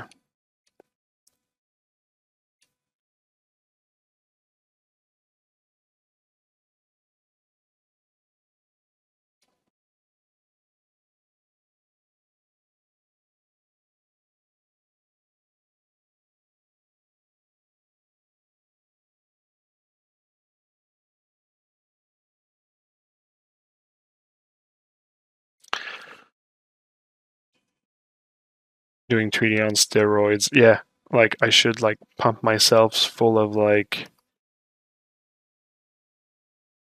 like steroids. I was gonna say GBH. Is GBH a steroid? I think it is. And I'll be just like super aggressive. Super aggressive. Then I become like super emotional. Like my hormones are just like a fucking mess. And I'm doing 3D, like not getting anywhere. Thanks for the follow. You like that idea? Eh? He's like, oh, I want to see that. Subscribe, not subscribe, but follow. I want to see that asshole do steroid and do 3D.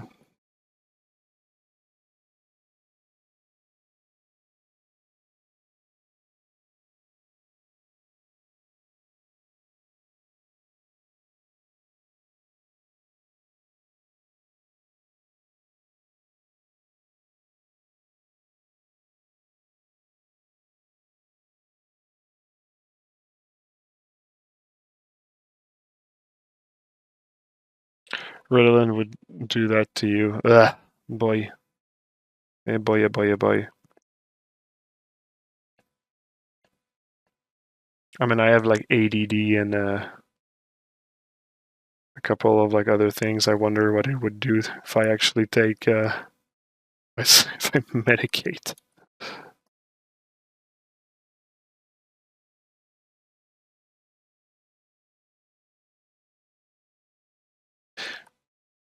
You know what I learned recently? I was listening to a podcast, and I sometimes talk about it. It's a guy in Seattle. It's a psychologist, and I really love his stuff. It's called Psychology in Seattle. The name of his podcast, and basically, like the guy is just like he's a therapist, psychologist, and he's just talking about like psychology basically. And there is one thing that he was talking about that really I connected with. It was he was talking about this psychologist called Frankel, who was basically a Holocaust survivor, and he basically came up with like this theory that in order to live a good life, um, it's important to aspire um, to something to find like a purpose in life. That's basically like the thing, the PIL, the purpose in life. And there's like even like tests to figure that out. And his idea is that it is very, very important for the mental and physical health of someone to actually find a purpose in life. And the purpose in life is it's a very broad thing. It can be many things. Like it's not only based on like job accomplishment or that sort of stuff. It truly is about. It truly is about whatever you define as your purpose in life, and like it can actually be as simple as loving someone, loving someone at the end of time, dedicating yourself to that person. It can be in a family. It can be like anything. It can be. I mean, you could raise an argument. It could be like finishing Elden Ring without getting hit. That is a purpose. Like it doesn't like the PLI, it does not judge people for like what they think that their purpose would be, right? It's just as long as the person truly feels that this is their purpose. And the thing that is interesting about the PIL is that what it proves, or what it tries to prove, is that anybody with a life goal or a purpose in life will be prone to be less sick, less depressed, less this and that and whatever. And what it's trying to say is that when you do have a purpose in life, um, you're you can actually like live longer, like healthier, and everything. We like I think it's basically been proven now that the mental is very important on the physique. I mean, stress can be such a destructor, depression, this and that. So very important to actually have a good mental health, to have a good physical health. Um, this has been proven again and again and again. It's a new kind of a new school of thought in medicine.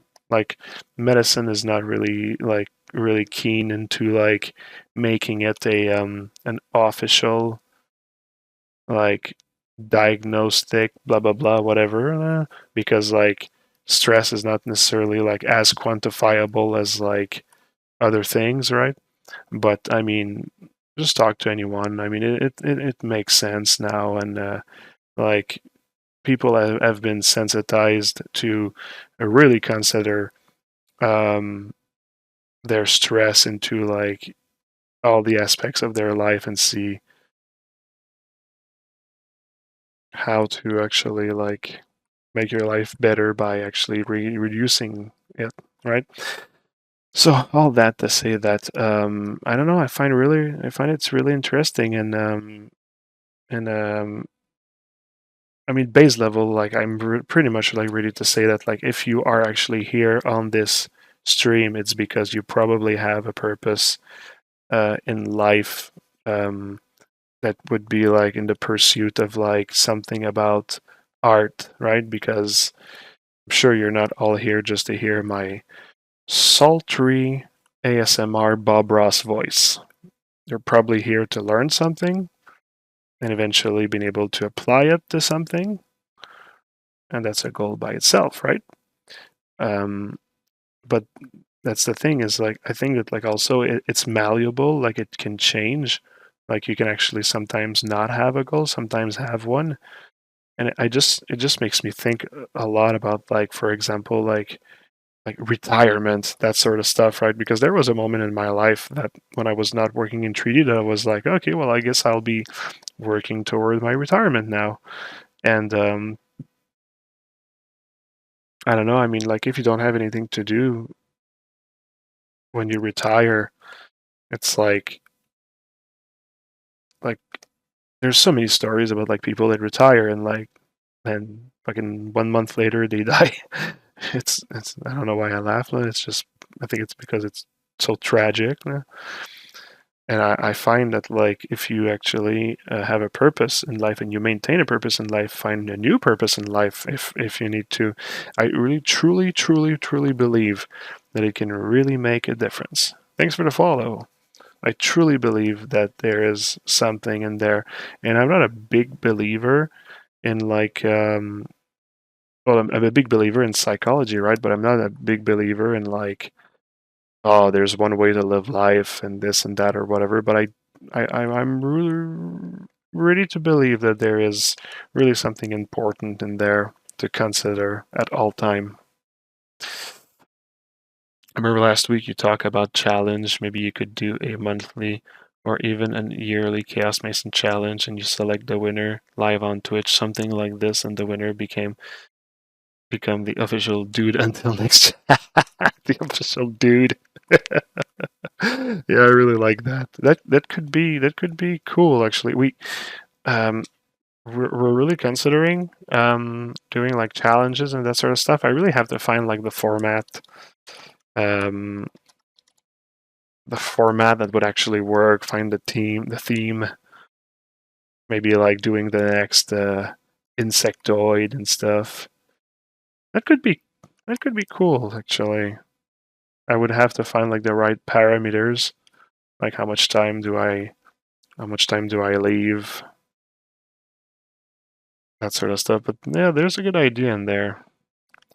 First time chat, David de la Orden. And taking care of physical health is good for the mental. So, oh yes, and vice versa. I mean, the amount of time that I'm just like so fucking frustrated in my day, and I feel like punching walls, and then like I go to the gym, and then I come back from the gym, and I'm like, yeah, I don't remember why I was that mad. So, absolutely vice versa. Actually, normally like fucking like halfway in bench press, normally I'm already like, yeah, I'm already better now. If I really want to forget my problems, a good couple of like deadlifts and squats, something to really burn everything. Man, that's so fucking demanding, those exercises.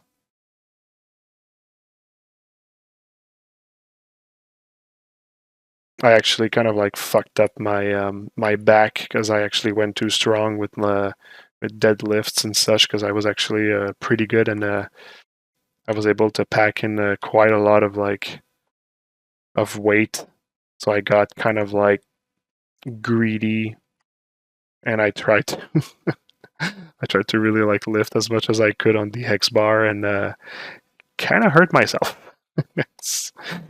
Usually I'm really careful when doing exercise, and I'm not like I'm saying that I'm proud, but that I have pride, but it's not true. I'm being facetious. I'm actually pretty modest with the way that I progress at the gym because I don't want to hurt myself because I'm a dad now. I don't want to fucking have like physical pain and such or whatever, no.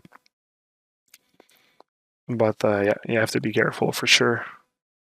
For shizzle.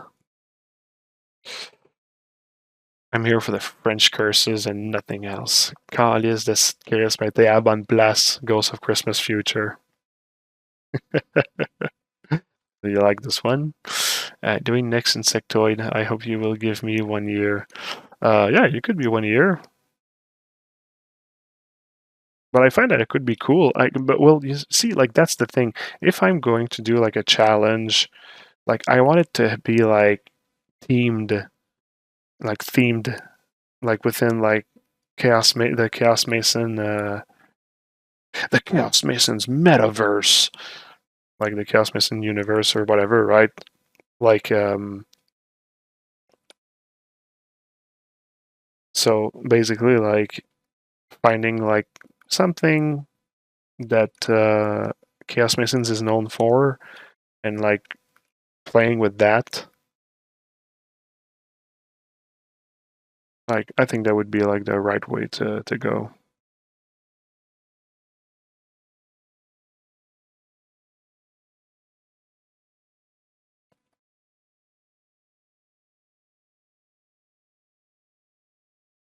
I'm starting to realize that might not be our last stream for the modeling part, actually. I'm kind of like taking my time, really trying to feel all of the little additions of detail here, and I find that. So you know what? Maybe the last stream will be to just finish the last little parts if I'm not finished, and maybe do like a little like overview of everything, seeing where I need to fix some stuff, checking if I haven't forgotten something.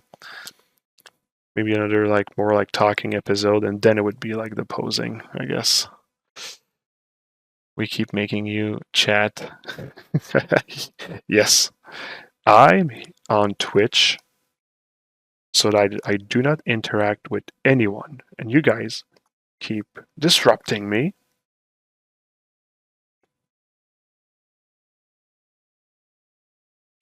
Of course not. I'm here for you. I am here to be in company. I would be remiss if I ignored you.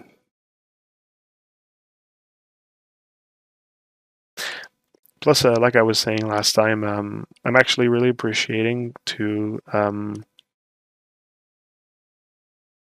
really appreciating working on like the part of the brain that like talks and the part of the brain that does art at the same time. It's a cool little juggling exercise. So I actually appreciate it. And I'm thinking that the more that I do it, the more that I'm actually going to be proficient at it. And at some point, I'm expecting to see maybe like some progression.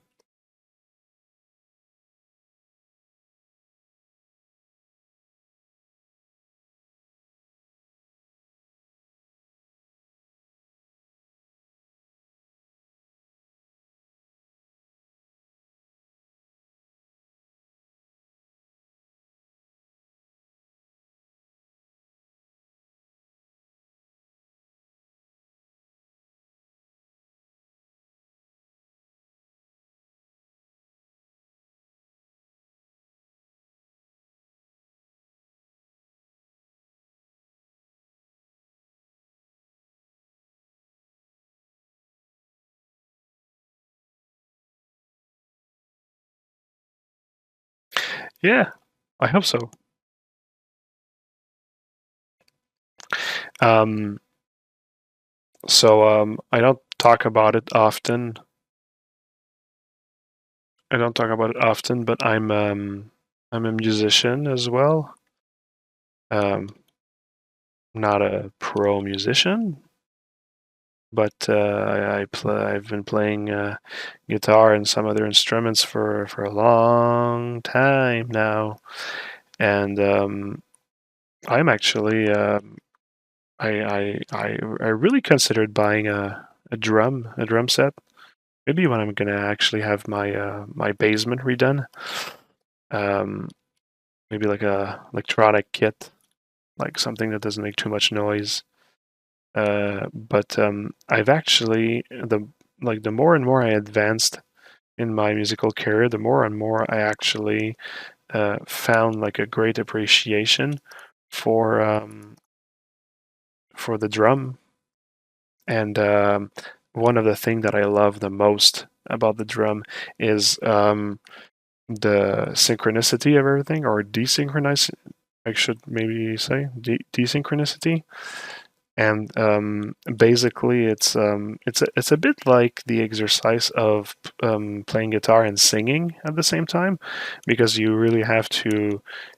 I mean, just guitar, you have to synchronize like both arms, like one to do the strumming, the other one to actually like do your chord formations and stuff, or fingering if you're actually doing some more like picking stuff or whatever.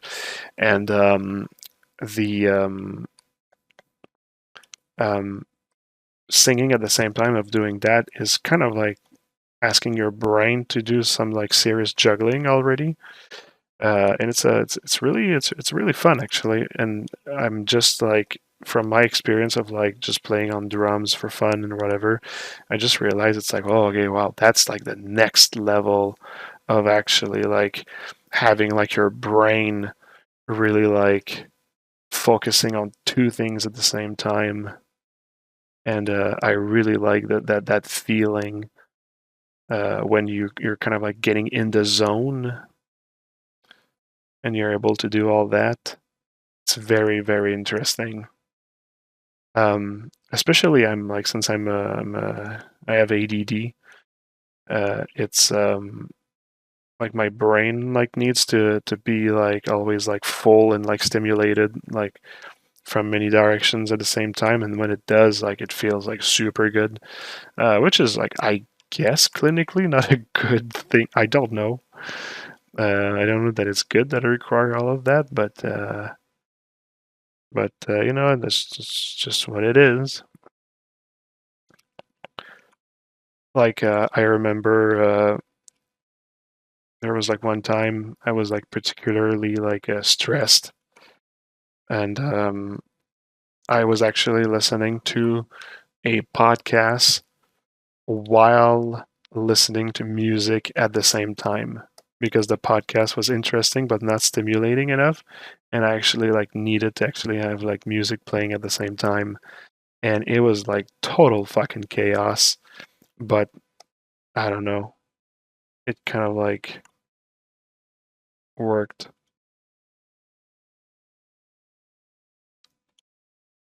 It's kind of like right now I have like music playing, and if there I didn't have any music playing, there probably like would be like a part of like my brain that would be like that feels like empty right now. Like this moment feels empty.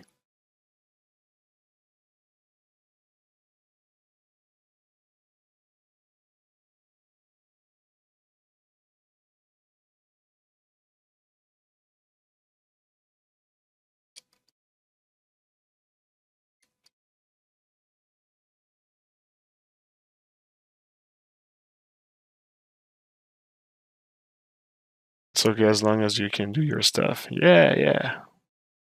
I tend to get sidetracked often. It's annoying, but yeah, nah, for sure. Um, the thing is, like, I don't get sidetracked me personally because I kind of like worked at um making sure it doesn't like happen to me. So like I really just like I said, I get like the most like stimulation possible on every front so that like I don't get out of like what I'm doing. So yeah, I actually had to figure out how I work. It's not even gonna work. This what I'm trying to do. I fear that not.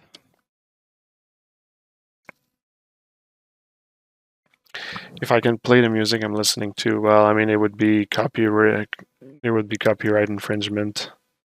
That's the thing. Um, like I know there's like a way to go get like some copyright free music, but I'm just like wondering if like it would be like annoying for people because maybe people want to listen to their own music.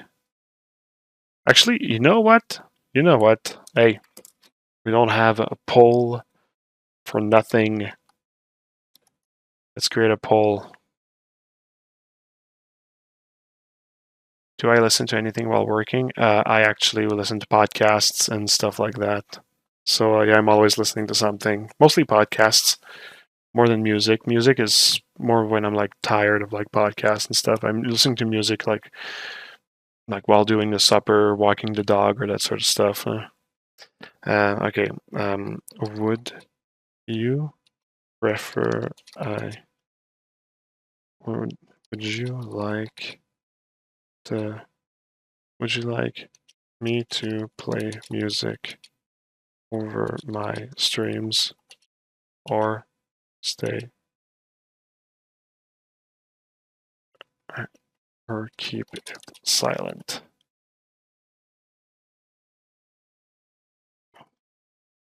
Response. Uh,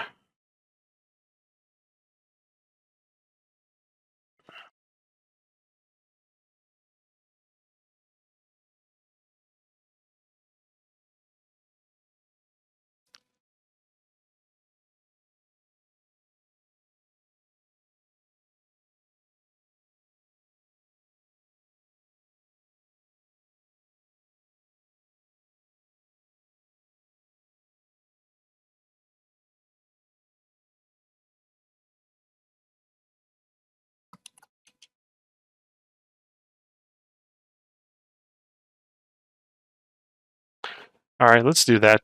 Let's give a good 5 minutes to that poll.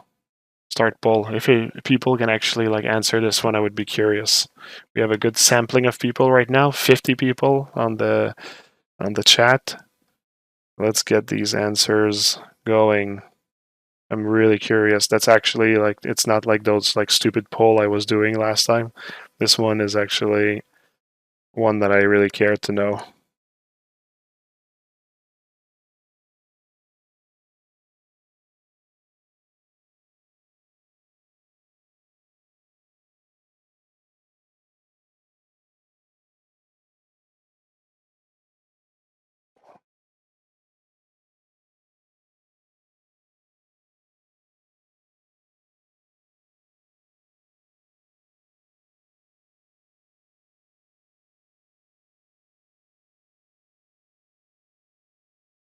That doesn't work.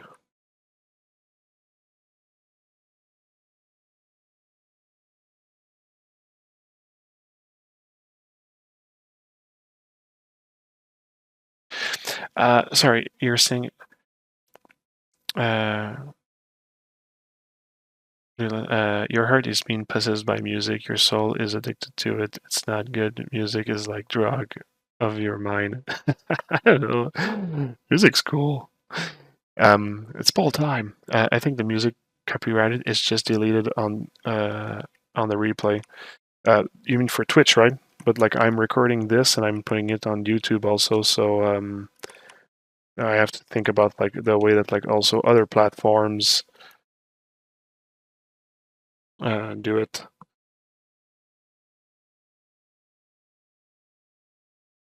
But it deletes the whole audio. Ooh, okay, yeah. Can you recommend some podcasts? Yes, I actually can recommend some podcasts. Um, well, the one that I'm actually like listening to a lot these days is Psychology in Seattle, but like you mostly have to be like a Patreon to listen to the episodes. Plus, it's like it's pretty dry, so like you really have to like psychology and whatever to listen to it because it's pretty dry. Um, Otherwise, like I'll by the way, I'll include like also like just like YouTube channels, not only like really podcasts and stuff, but like um, one that I've been listening to for a long time now is Game Grumps. But this is more like when I need to just like listen to stupid shit, and it's the probably the best stupid shit in my opinion. They're really fucking funny. Um, yeah, it just makes it's a for me it's a really a feel good thing to listen to. So yeah, Game Grumps, I really like. Podcast. Reply All is really good. Reply All. It's really about like the internet in general and like the zeitgeist and what it brings and the good and the bad. And then there's some pretty good. There's some reporters on that show and some pretty really good interviews. Yeah, that's one I could recommend. There's some that are like in French, so it's going to be hard to recommend.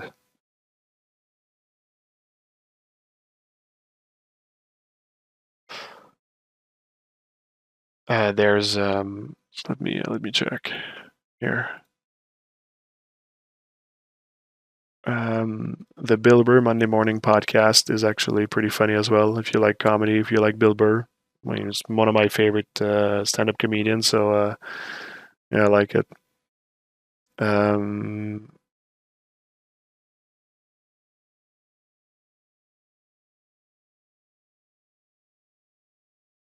How Did This Get Made is actually also pretty funny. How Did This Get Made? It's pretty much just people talking about like crappy movies. It's really funny. Um,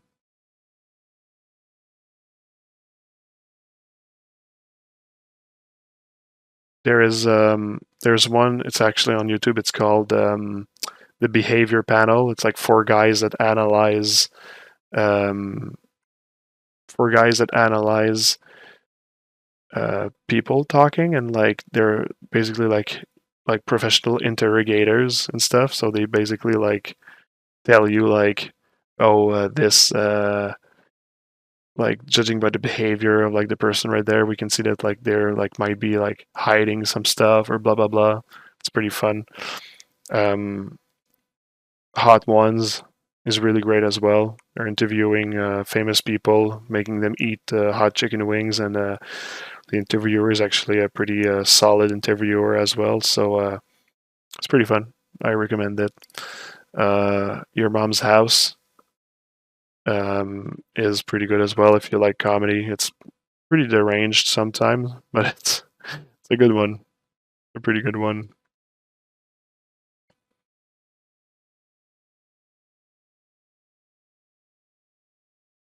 In terms of streamers, I like to listen to. Well, I mean, Game Grumps is they're pretty much considered streamers. Maybe I should have put them in that category. Um, I've been starting to listen to Markiplier as well. I like it. It's pretty fun. It's fun to listen to. Yeah, that's pretty much I'd say like my go tos actually.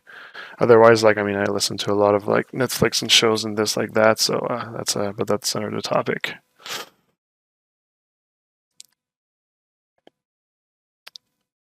Yeah, I wouldn't worry about playing music. No point to have you. You have to worry about being muted. People can play what you are if they want to listen along. Yeah, well, that was my thought also at the beginning. What was the name of the psychology podcast again? It's Psychology in Seattle.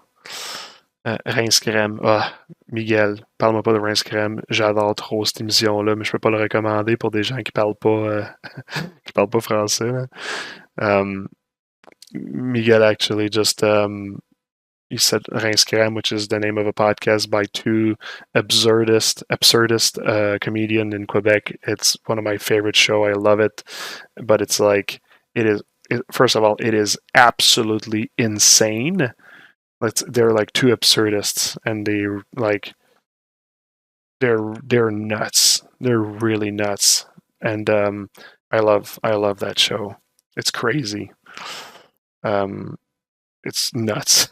I love it. Bill Burr's coming to Montreal, but his show is already almost sold out. Yeah, when I learned that he was coming to Montreal, there was only shitty spaces left, and I'm not really too keen into watching a comedy show and being like super far from the guy.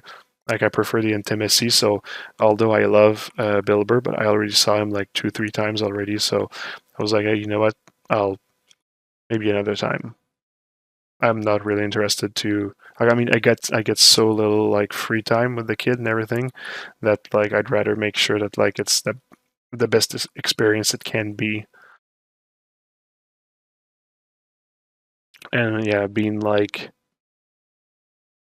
fucking like in the rows at Centre Bell to listen to Bill Burr is unfortunately not part of what I would consider a good use of my time.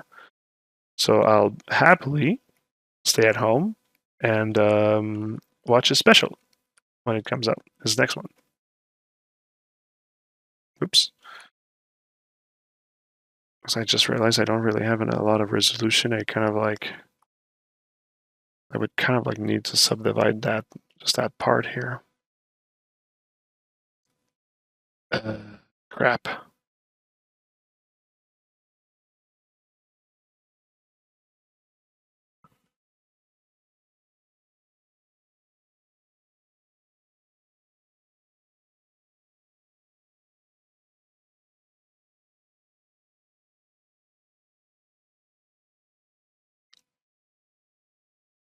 There's one podcast on Spotify I'd recommend. It's called Dust Sci-Fi Shorts with sound effect. That's really but all right. I'll take a note of that. Dust. I think I kind of heard about it actually. Your mom's house is so funny. Yeah, it is. Have you seen the paid shows of your mom house, like the 18 and plus, not safe for work shows? It is absolutely insane. The kind of stuff that they actually show during those, it's insane. It's the craziest thing I've seen in my life. I mean, no, the craziest thing I've seen in my life is what I saw on 4chan the 2 or 3 times that I actually went before I was like, yep, I don't need that in my life. I started to listen to Healthy Gamer GG. Yeah, I heard of that one actually. I have it in my list of things to listen to. You know Pete, who's often on the stream, my friend. He recommended me to listen to that, and I haven't had time to. Well, time. It's not time. It's just a question of like I listen to a lot of like other stuff, but like no, it's on my list. I heard it was good, and I should give it a chance. Oh yeah, there are some really sad stories of people he talked to. Um, yeah, we'll see. I'll listen to it at some point. You're not subscribed to the Patreon. You mean for Psychology in Seattle?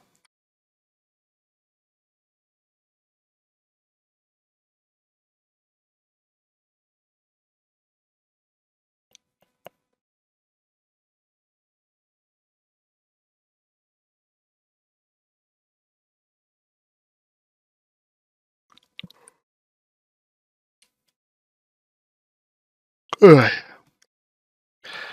Yeah, boy, Marco's getting sleepy. I'm so sleepy.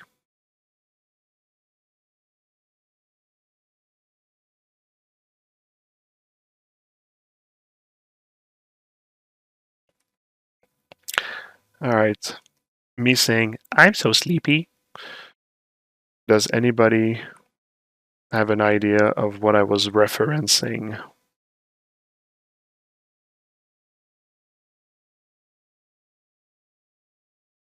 By any chance? Yeah, it was behind a paying wall. Absolutely.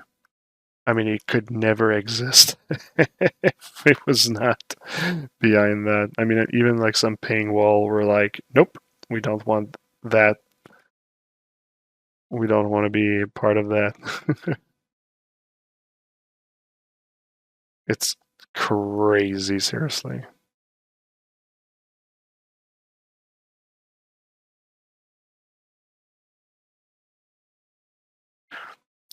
If I was to print it, um, optimizing, like doing all the prep work engineering for it to print, including like the supports and all of that would probably be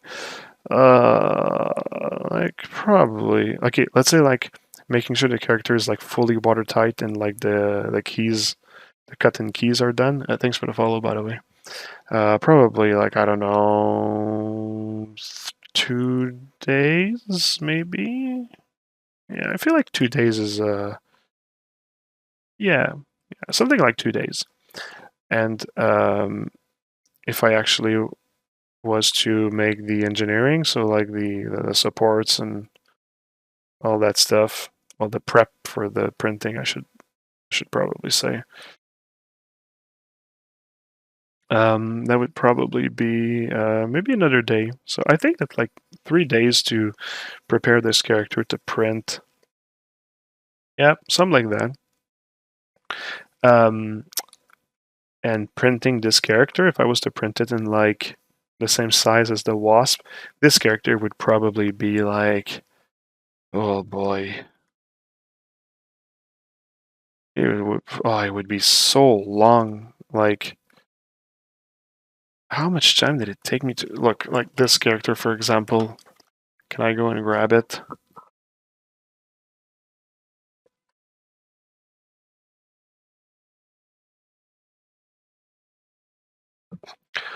All right, there you go. There you go. Back. So like, I want to break it. So like this character here, I don't know if it's gonna focus really well, but this character I printed it with my Form 2, and it's um, it's a pretty cool one. It's pretty big, like you see. It's like 1/5 almost the size, I think. 1/6, 1/5, 1/5. And this character here, first of all, the detailing is super awesome. Like I really love the quality of the Form 2, and yeah, this character took me like my God, how many hours to print? Like something like 120 hours to print. Thanks for the follow. It's like crazy the amount of time it took me. Um,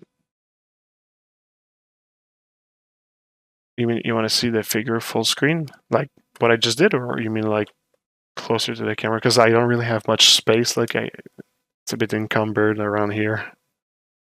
120 hours. Yeah, like I said, it's crazy. Maybe I'm exaggerating. Give me a sec. Give me a sec. Maybe I'm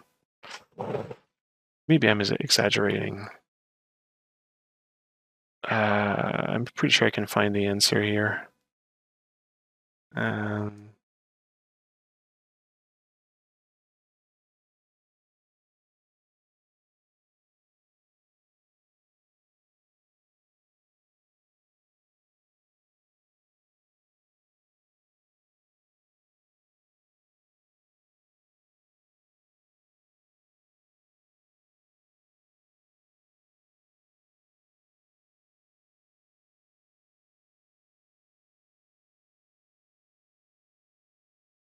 think my dog farted. He's like over there in the living room, but it stinks.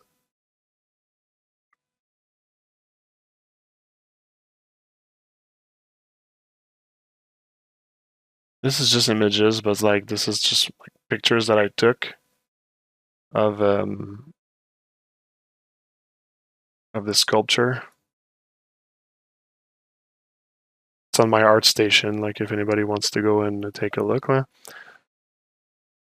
Oh, and yeah, the art station is of course my art station stuff is you can go to the bottom of the page down here and or like on my this is my personal one here, and you'll see the my personal art station, and yeah, click just click that in your URL and you'll have the links there.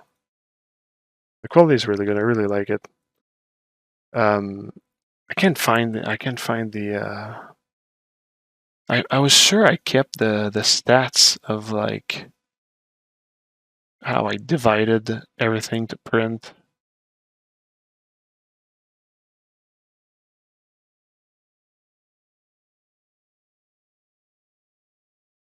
I guess not.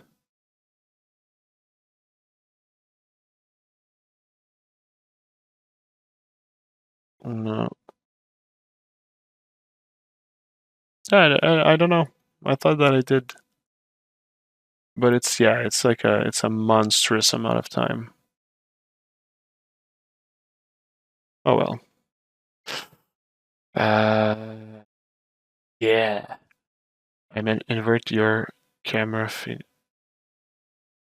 Oh yeah. Okay, I understand what you mean. Well, I mean I just showed the images, so I guess it's a bit of the same.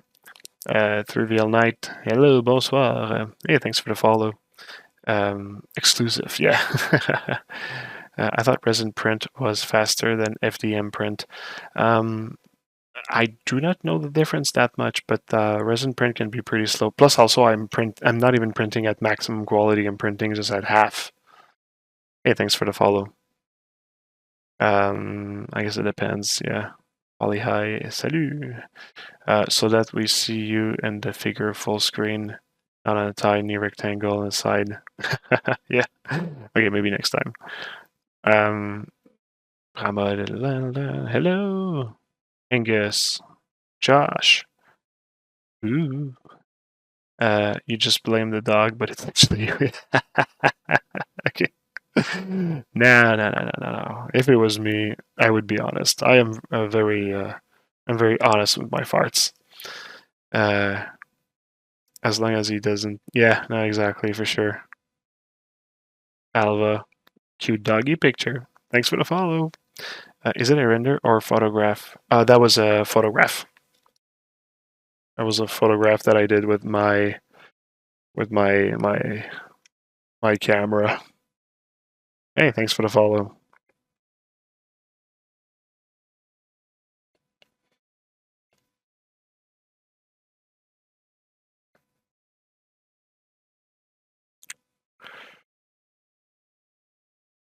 Zach EMG. Thank you.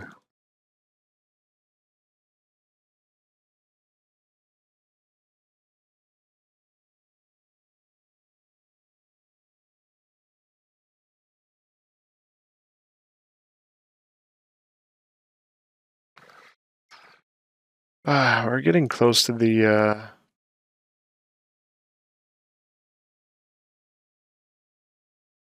yeah, we're getting really close with that. We're not like completely there yet.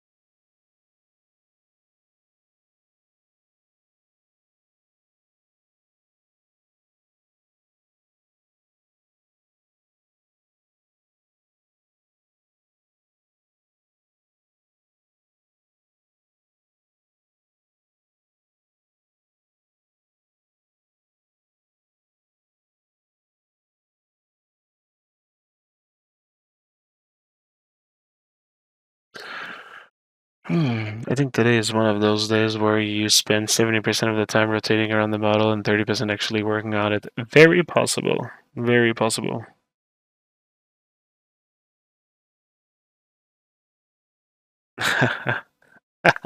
But still better than waiting on FBX export out of ZBrush. Indeed. Indeed.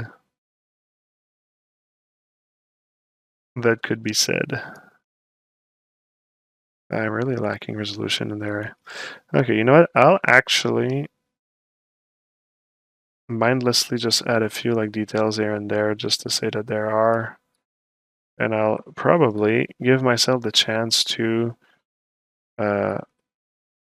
check again tomorrow how I feel about like those details and erase them if I maybe have.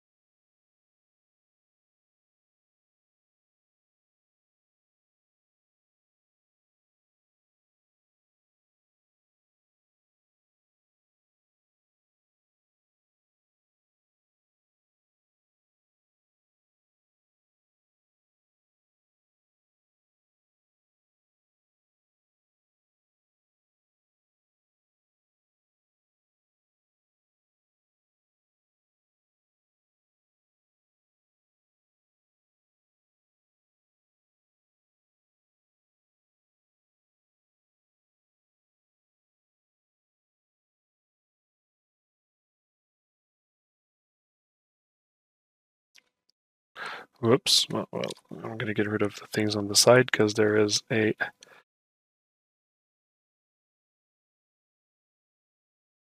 accidental screenshotting.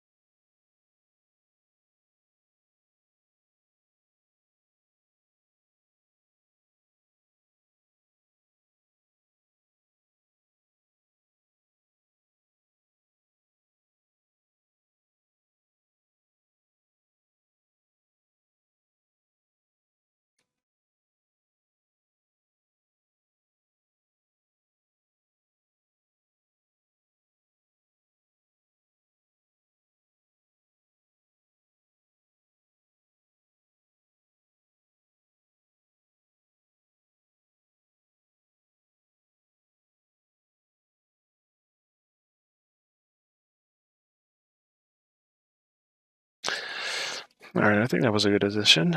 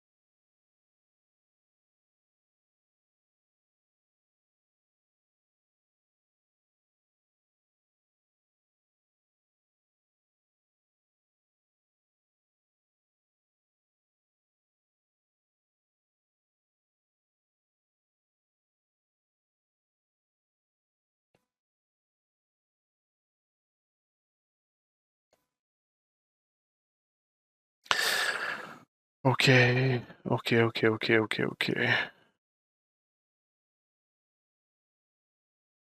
Okay, so technically, I could maybe missing only some details on the cranium, and that could be all, I think. And I think, you know what? Maybe I can try to do it quickly, or at least do maybe like a first pass and then call it a night, because the character could be technically over after that. So let me save that. I'll actually do a little like passive, like a little passive, making sure my file is clean as well.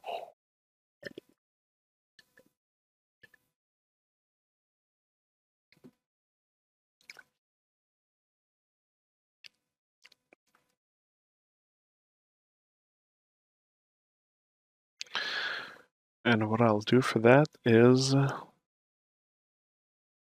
first of all, I'm just gonna make sure I don't have any like subtools that are turned off.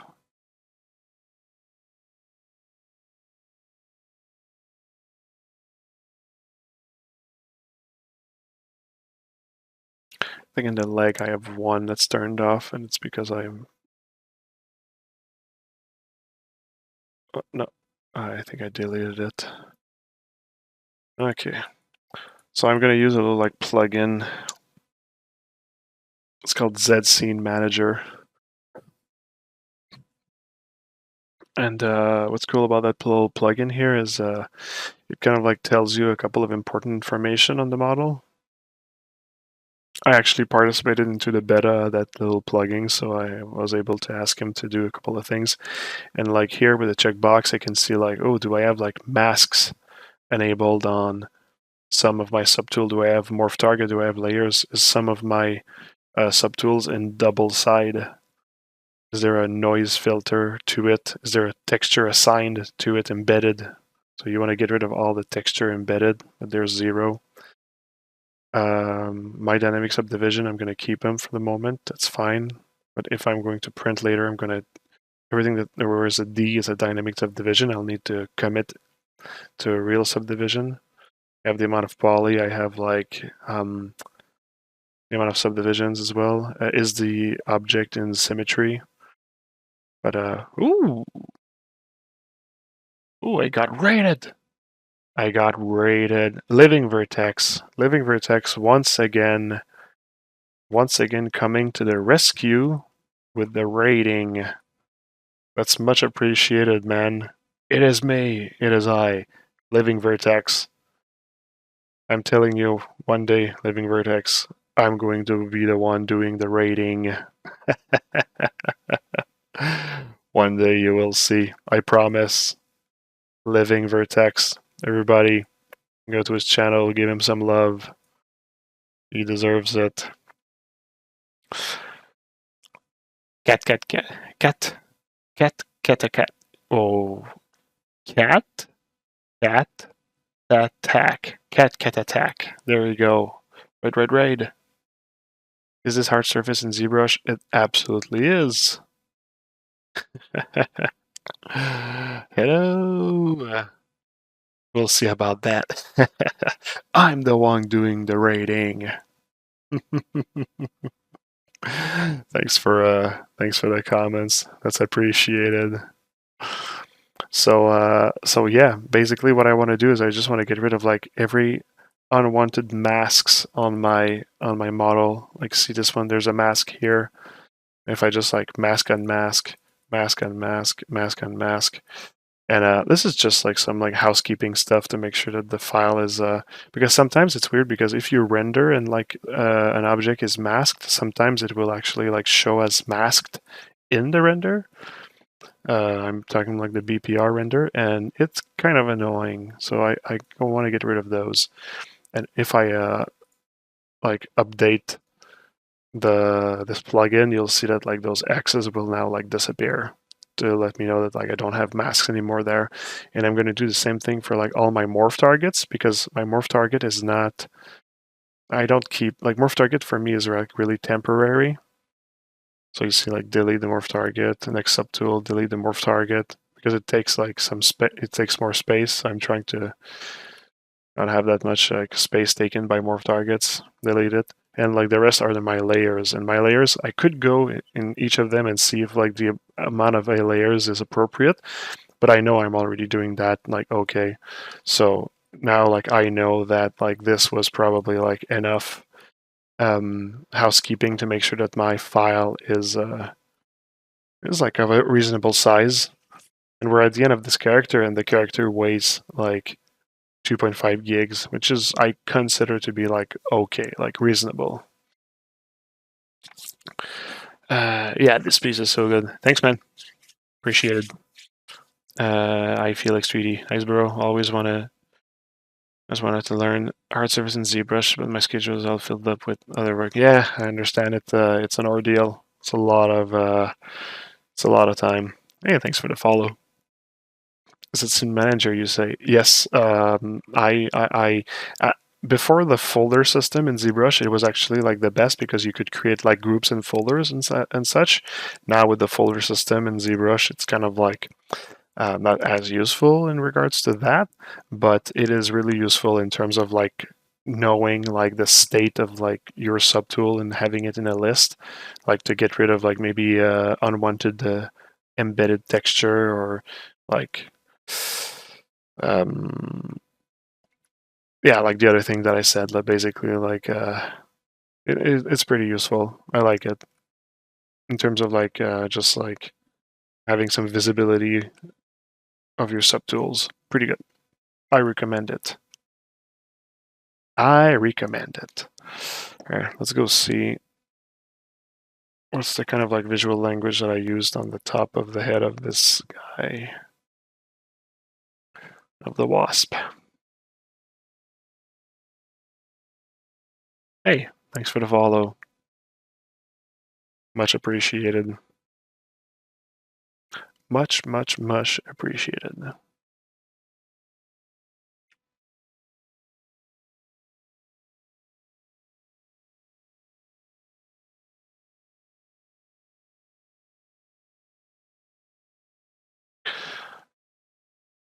So of course I'll be working in gray for the top of the head because there's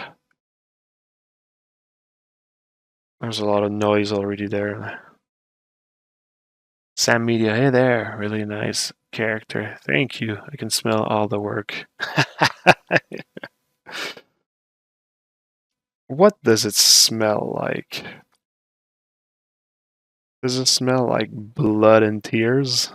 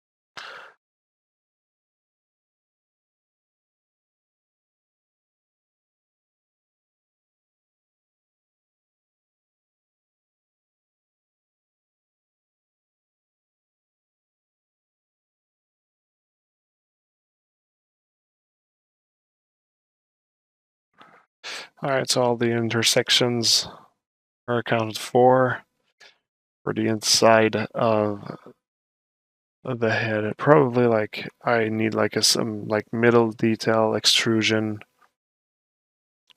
I just need to find like the right shape for it, and probably I'll keep it on top here. I don't want to use the cranium shape too much. If it's going in, it's probably not going to look super good. So,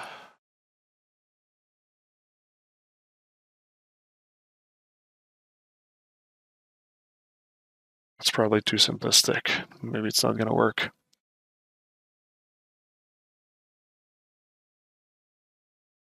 Soul dust. How much RAM do you have? 128. That's the current total poly count. This guy? This girl, I mean? 100 million. No, I'm not lagging. Well, I have a pretty good computer for sure, but it's more like the CPU, I think, that's doing this job. But also, I have like subdivision levels for like almost everything. And if you want it to lag even less, uh, just like put some like folders invisible. That helps a ton as well. So, like this way, it's like really not lagging.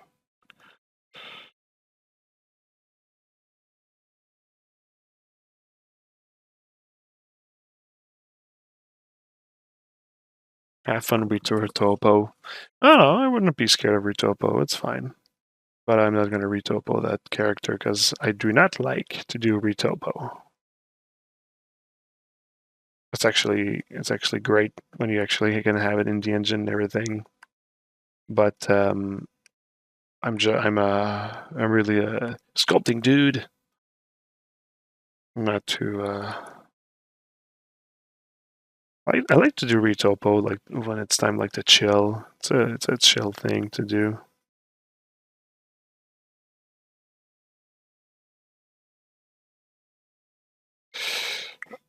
Let the student do the work.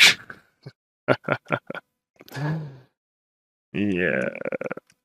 No, I would ask somebody to retopo my characters. I would do it myself.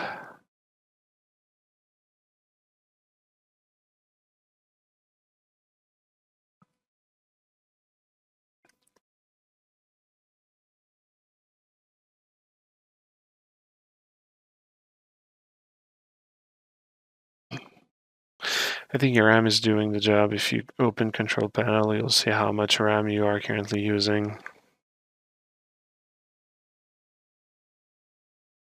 There you go. I got 27.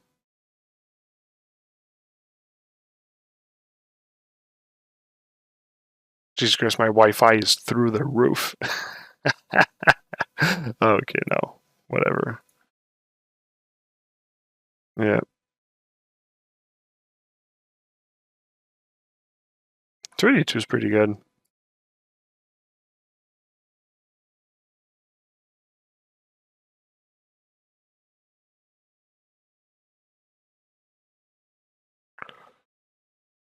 Oh no, I have a subtool right under that. Crapperonis. I'm gonna need to get rid of that, or else I won't be able to experiment with negative extrusions. Come on. Come on, don't be shy. The clip current symmetry is one that a pretty hard one to ask. Oh, yeah, that should be all right. So see, like, no, that extrusion didn't work. It kind of like, maybe if I actually do it at the back here. Yeah, that could actually maybe work a bit. Is that the right shape for that though? Could, but no, the mask is not. It's not working well for this.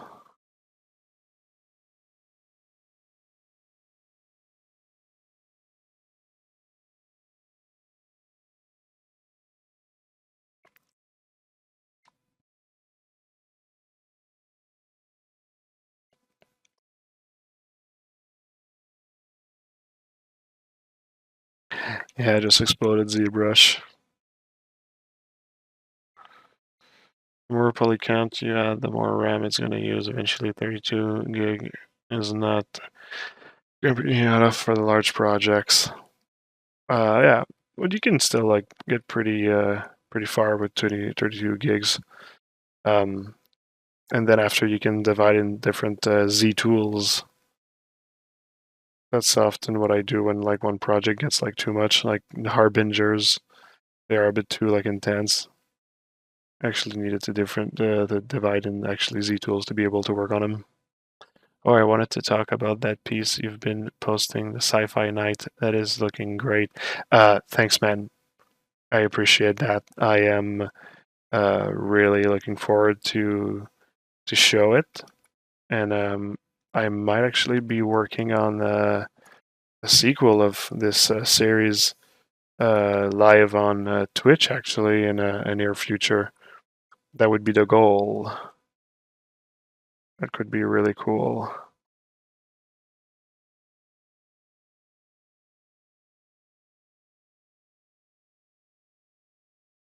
At least it doesn't feel like sitting in the hell while Unreal or Marmoset spinning. Hey, thanks for the follow. I like the Mecha Samurai. Mecha Samurai is Cedric who did it. It's a cool piece. Um, you write 20 hours of silent tutorial, so don't you tell how to do stuff in the tutorial? Sorry, I don't understand that question. Recipe gears up. Who nice. Yeah, man. I split one of my project parts because it uses around 38 and I have 32 in total. Yeah, yeah, exactly. Splitting into different pieces is it's also like sometimes what I'll do is I'll separate the characters in different like Z uh, Z tools, and like I'll just like do like a huge like um, subtool master to like put them all back into like the final file for renders. And something I'll even choose like I'll use like a decimation, and I'll choose the angles that I'll be using for the renders already. So when I actually load my scene, like all the subtools together, this way I don't have to move the viewport and maybe make the software crash. So that's another tactic that I use. Mecha Samurai tutorial on Gumroad. Do you also explain how to do stuff within the tutorial? The Mecha Samurai is silent, but God of Bird is with audio um, and such.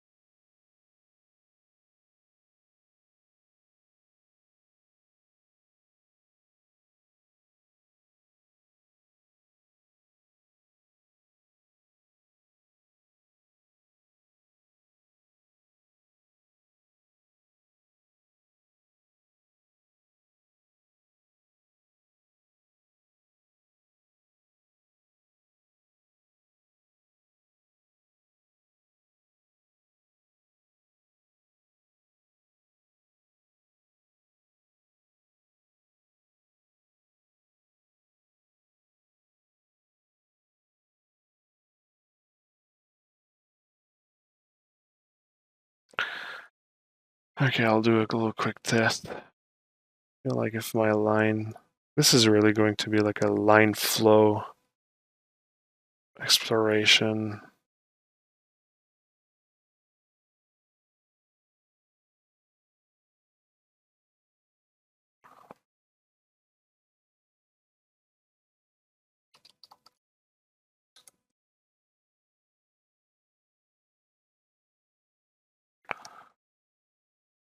Sam Media, then I suggest that you purchase God of Bird, which has the description of the techniques. It's the same techniques.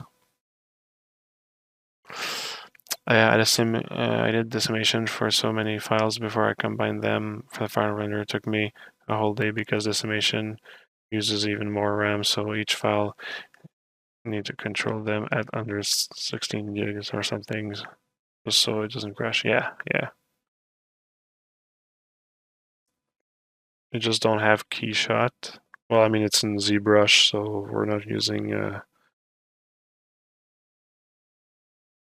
I mean, we're sculpting in keyshot and ZBrush, so you're gonna be fine. If you want a tutorial that shows how to render in ZBrush, we have Gendarmerie that shows design sculpting and rendering in ZBrush.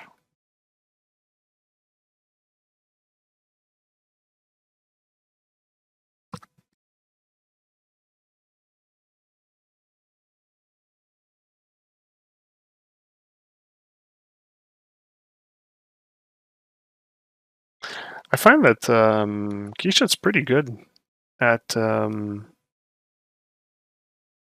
keyshot's pretty good at actually handling like millions of polygon as well.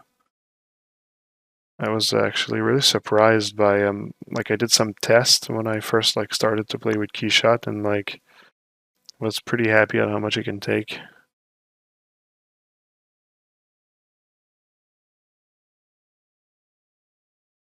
Having a hard time with those like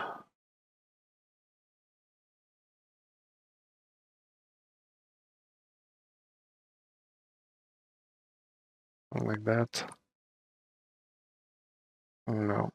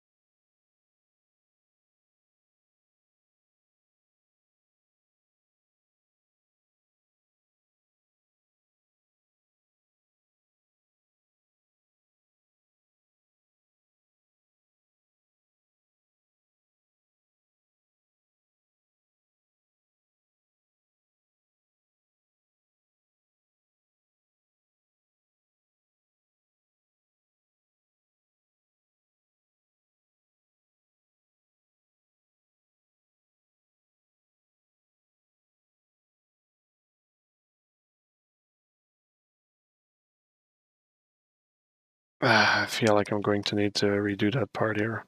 Oh, wait, didn't I have... Okay. Still have morph target. We're good. But I feel like I need to just rethink.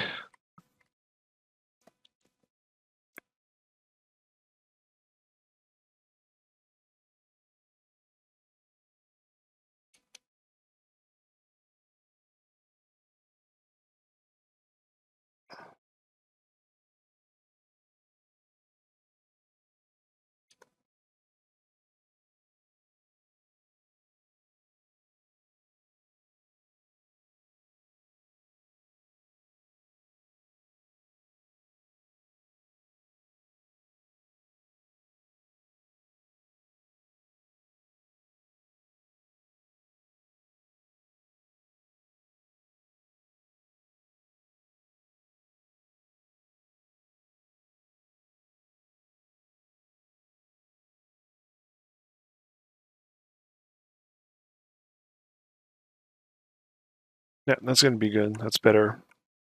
I was trying to make it too complex before, and this is actually going to work great. So now if I can just get like that stupid fucking line flow that I'm looking for correctly now. Is it going to be just that? Yeah, it actually doesn't look bad.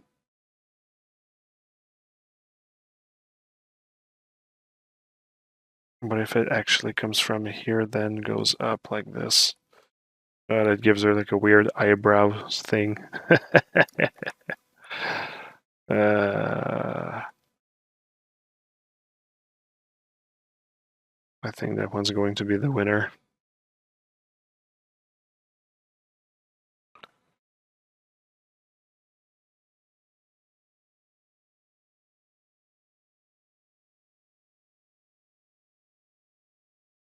What if it's another negative space?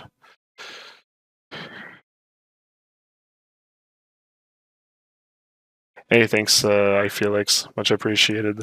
Thanks for the visit. Have a good one.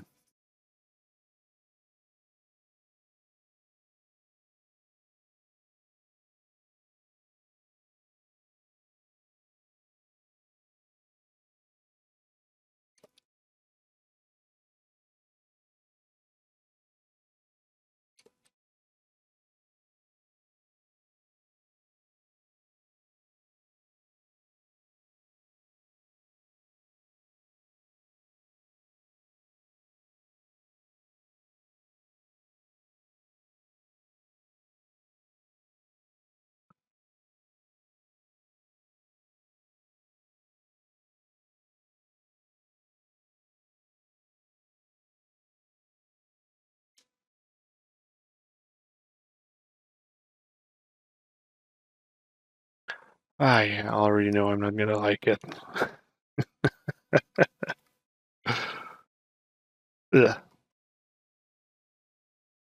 Uh,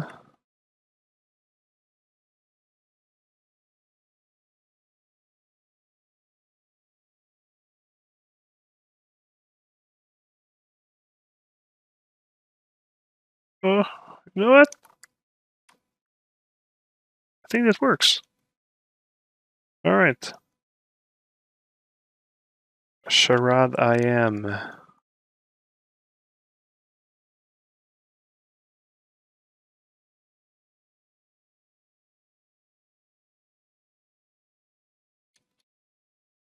I've been proven wrong. Yes. I could not have said it better myself, Josh. I hoisted myself.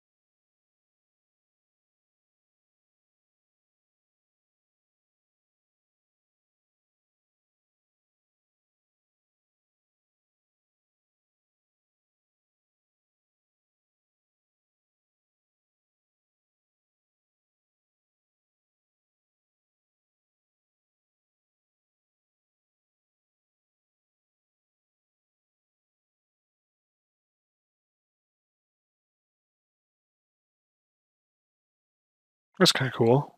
I think I like it.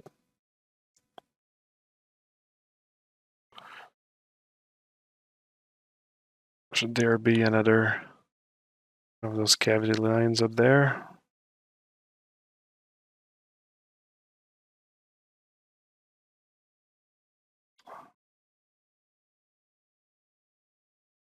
Hey, thanks for the follow.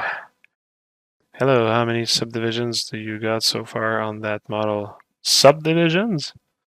I mean, the model is divided in many subtools. Did you mean subtools or subdivisions? Because the subdivisions vary depending on the subtool. Hey, thanks for the follow.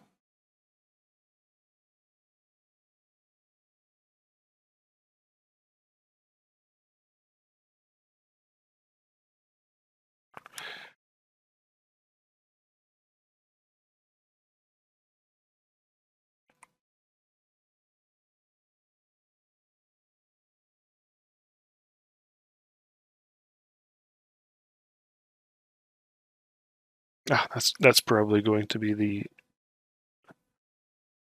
the line flow I'm going to use. Ah, but wait, there's that thing over here.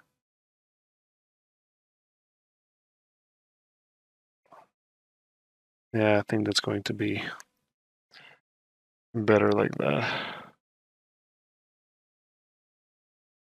See, I already got like a little angle over here.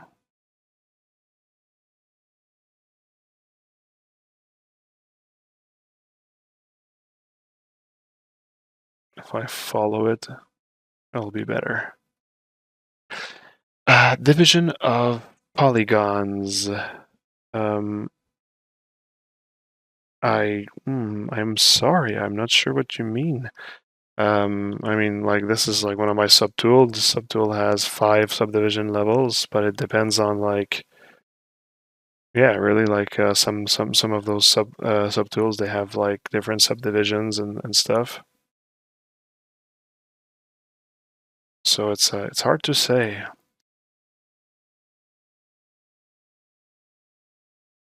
It's a different workflow for organic things like character creature. We use subdivisions for that. I think Yasmussen is using a different workflow with Dynamesh. Might be wrong. Since this is my guess. Well, I mean, all my mesh have subdivisions.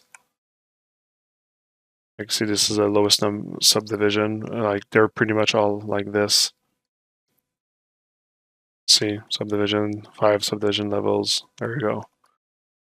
This is what keeps my my ZBrush like not crashing and stay fluid when I work. It's faster like this than using subdivisions. Sorry, than using Dynamesh. Dynamesh is quick and cool, but it's pretty slow. It makes the computer slow.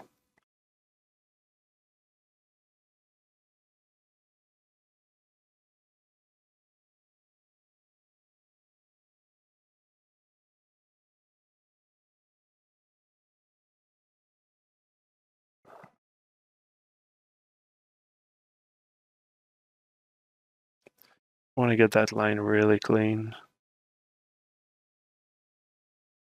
and follow that edge, which I did not. And that's a surgical maneuver here.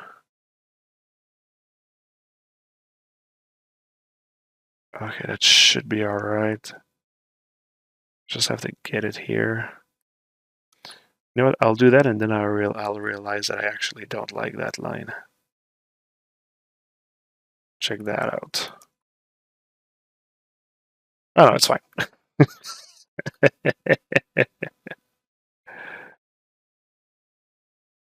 All right.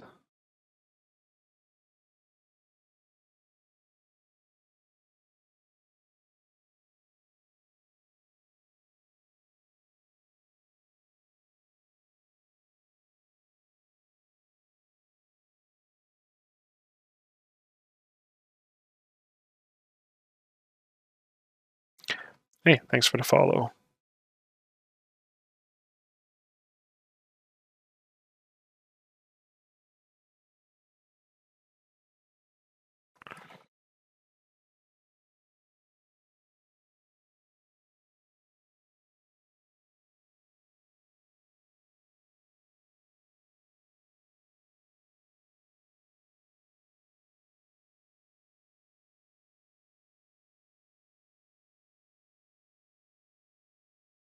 All right.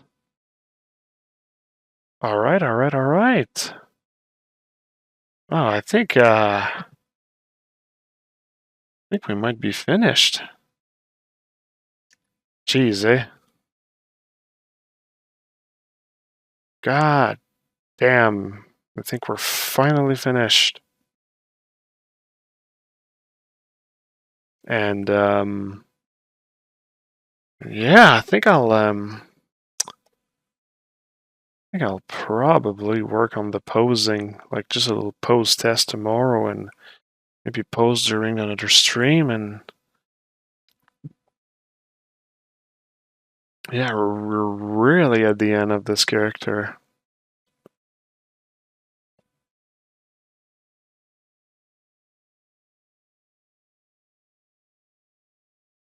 We're really close to having her like look like the other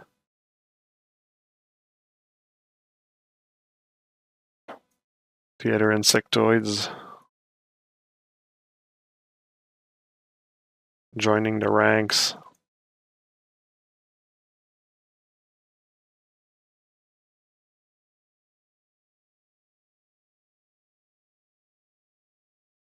Yeah.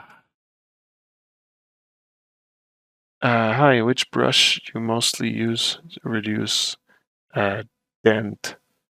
It's the Smooth Relax brush. So it's like the smooth brush, like shift, but like when you start drawing, you remove your finger from shift while drawing, and it's a smooth relax. It's a smooth that's doesn't melt your shape, but tries to average the surface.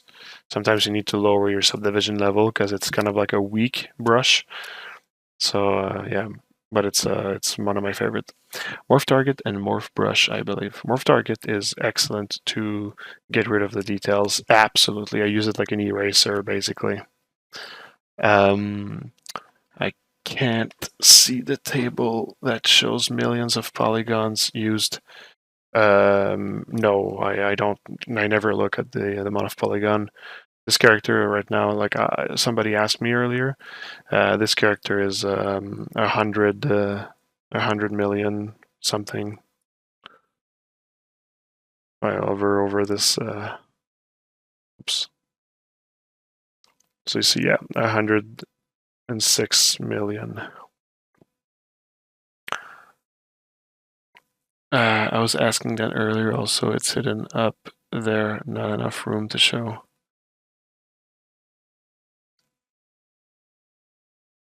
Alrighty. She's looking great. Thanks, Josh.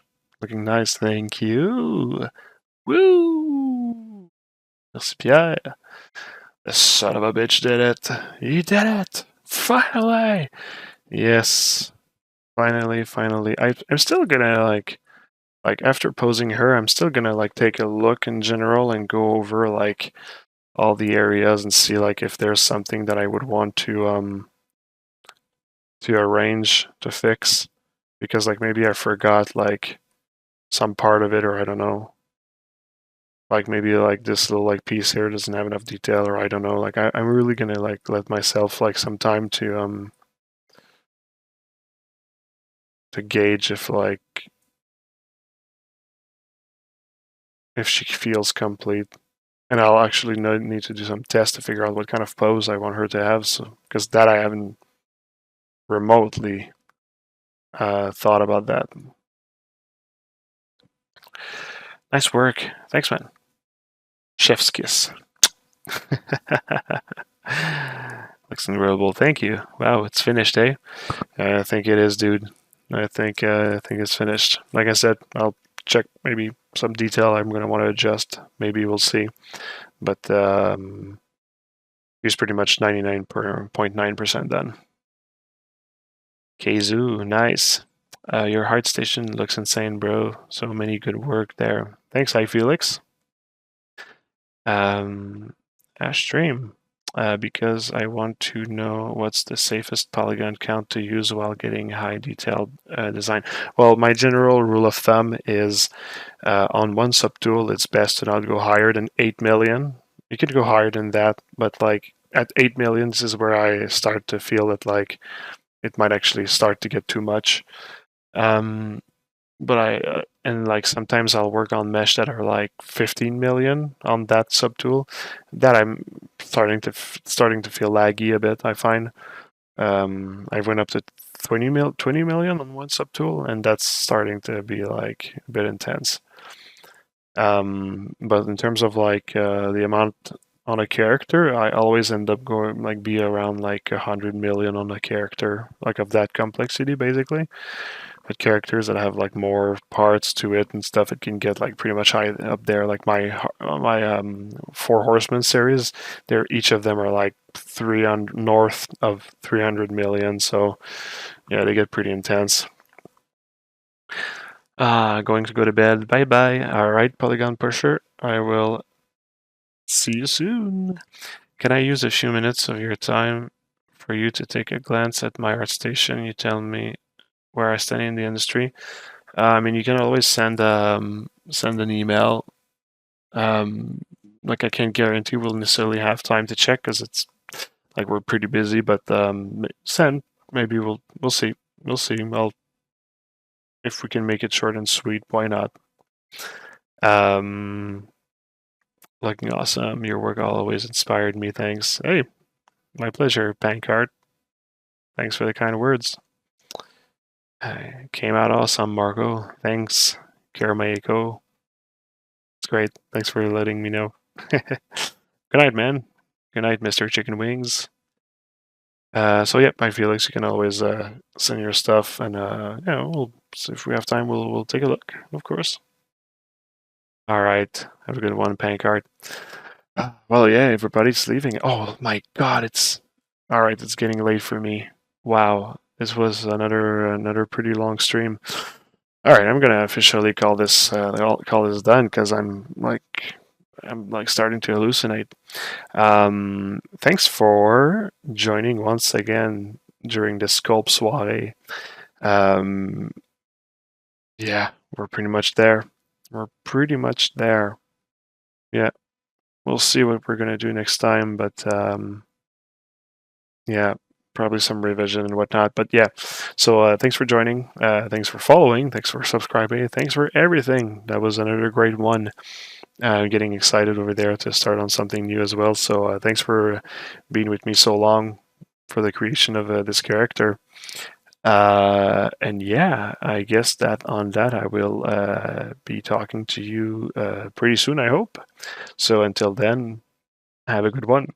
Have une bonne soirée, a bonne Sculpt soirée. Ciao.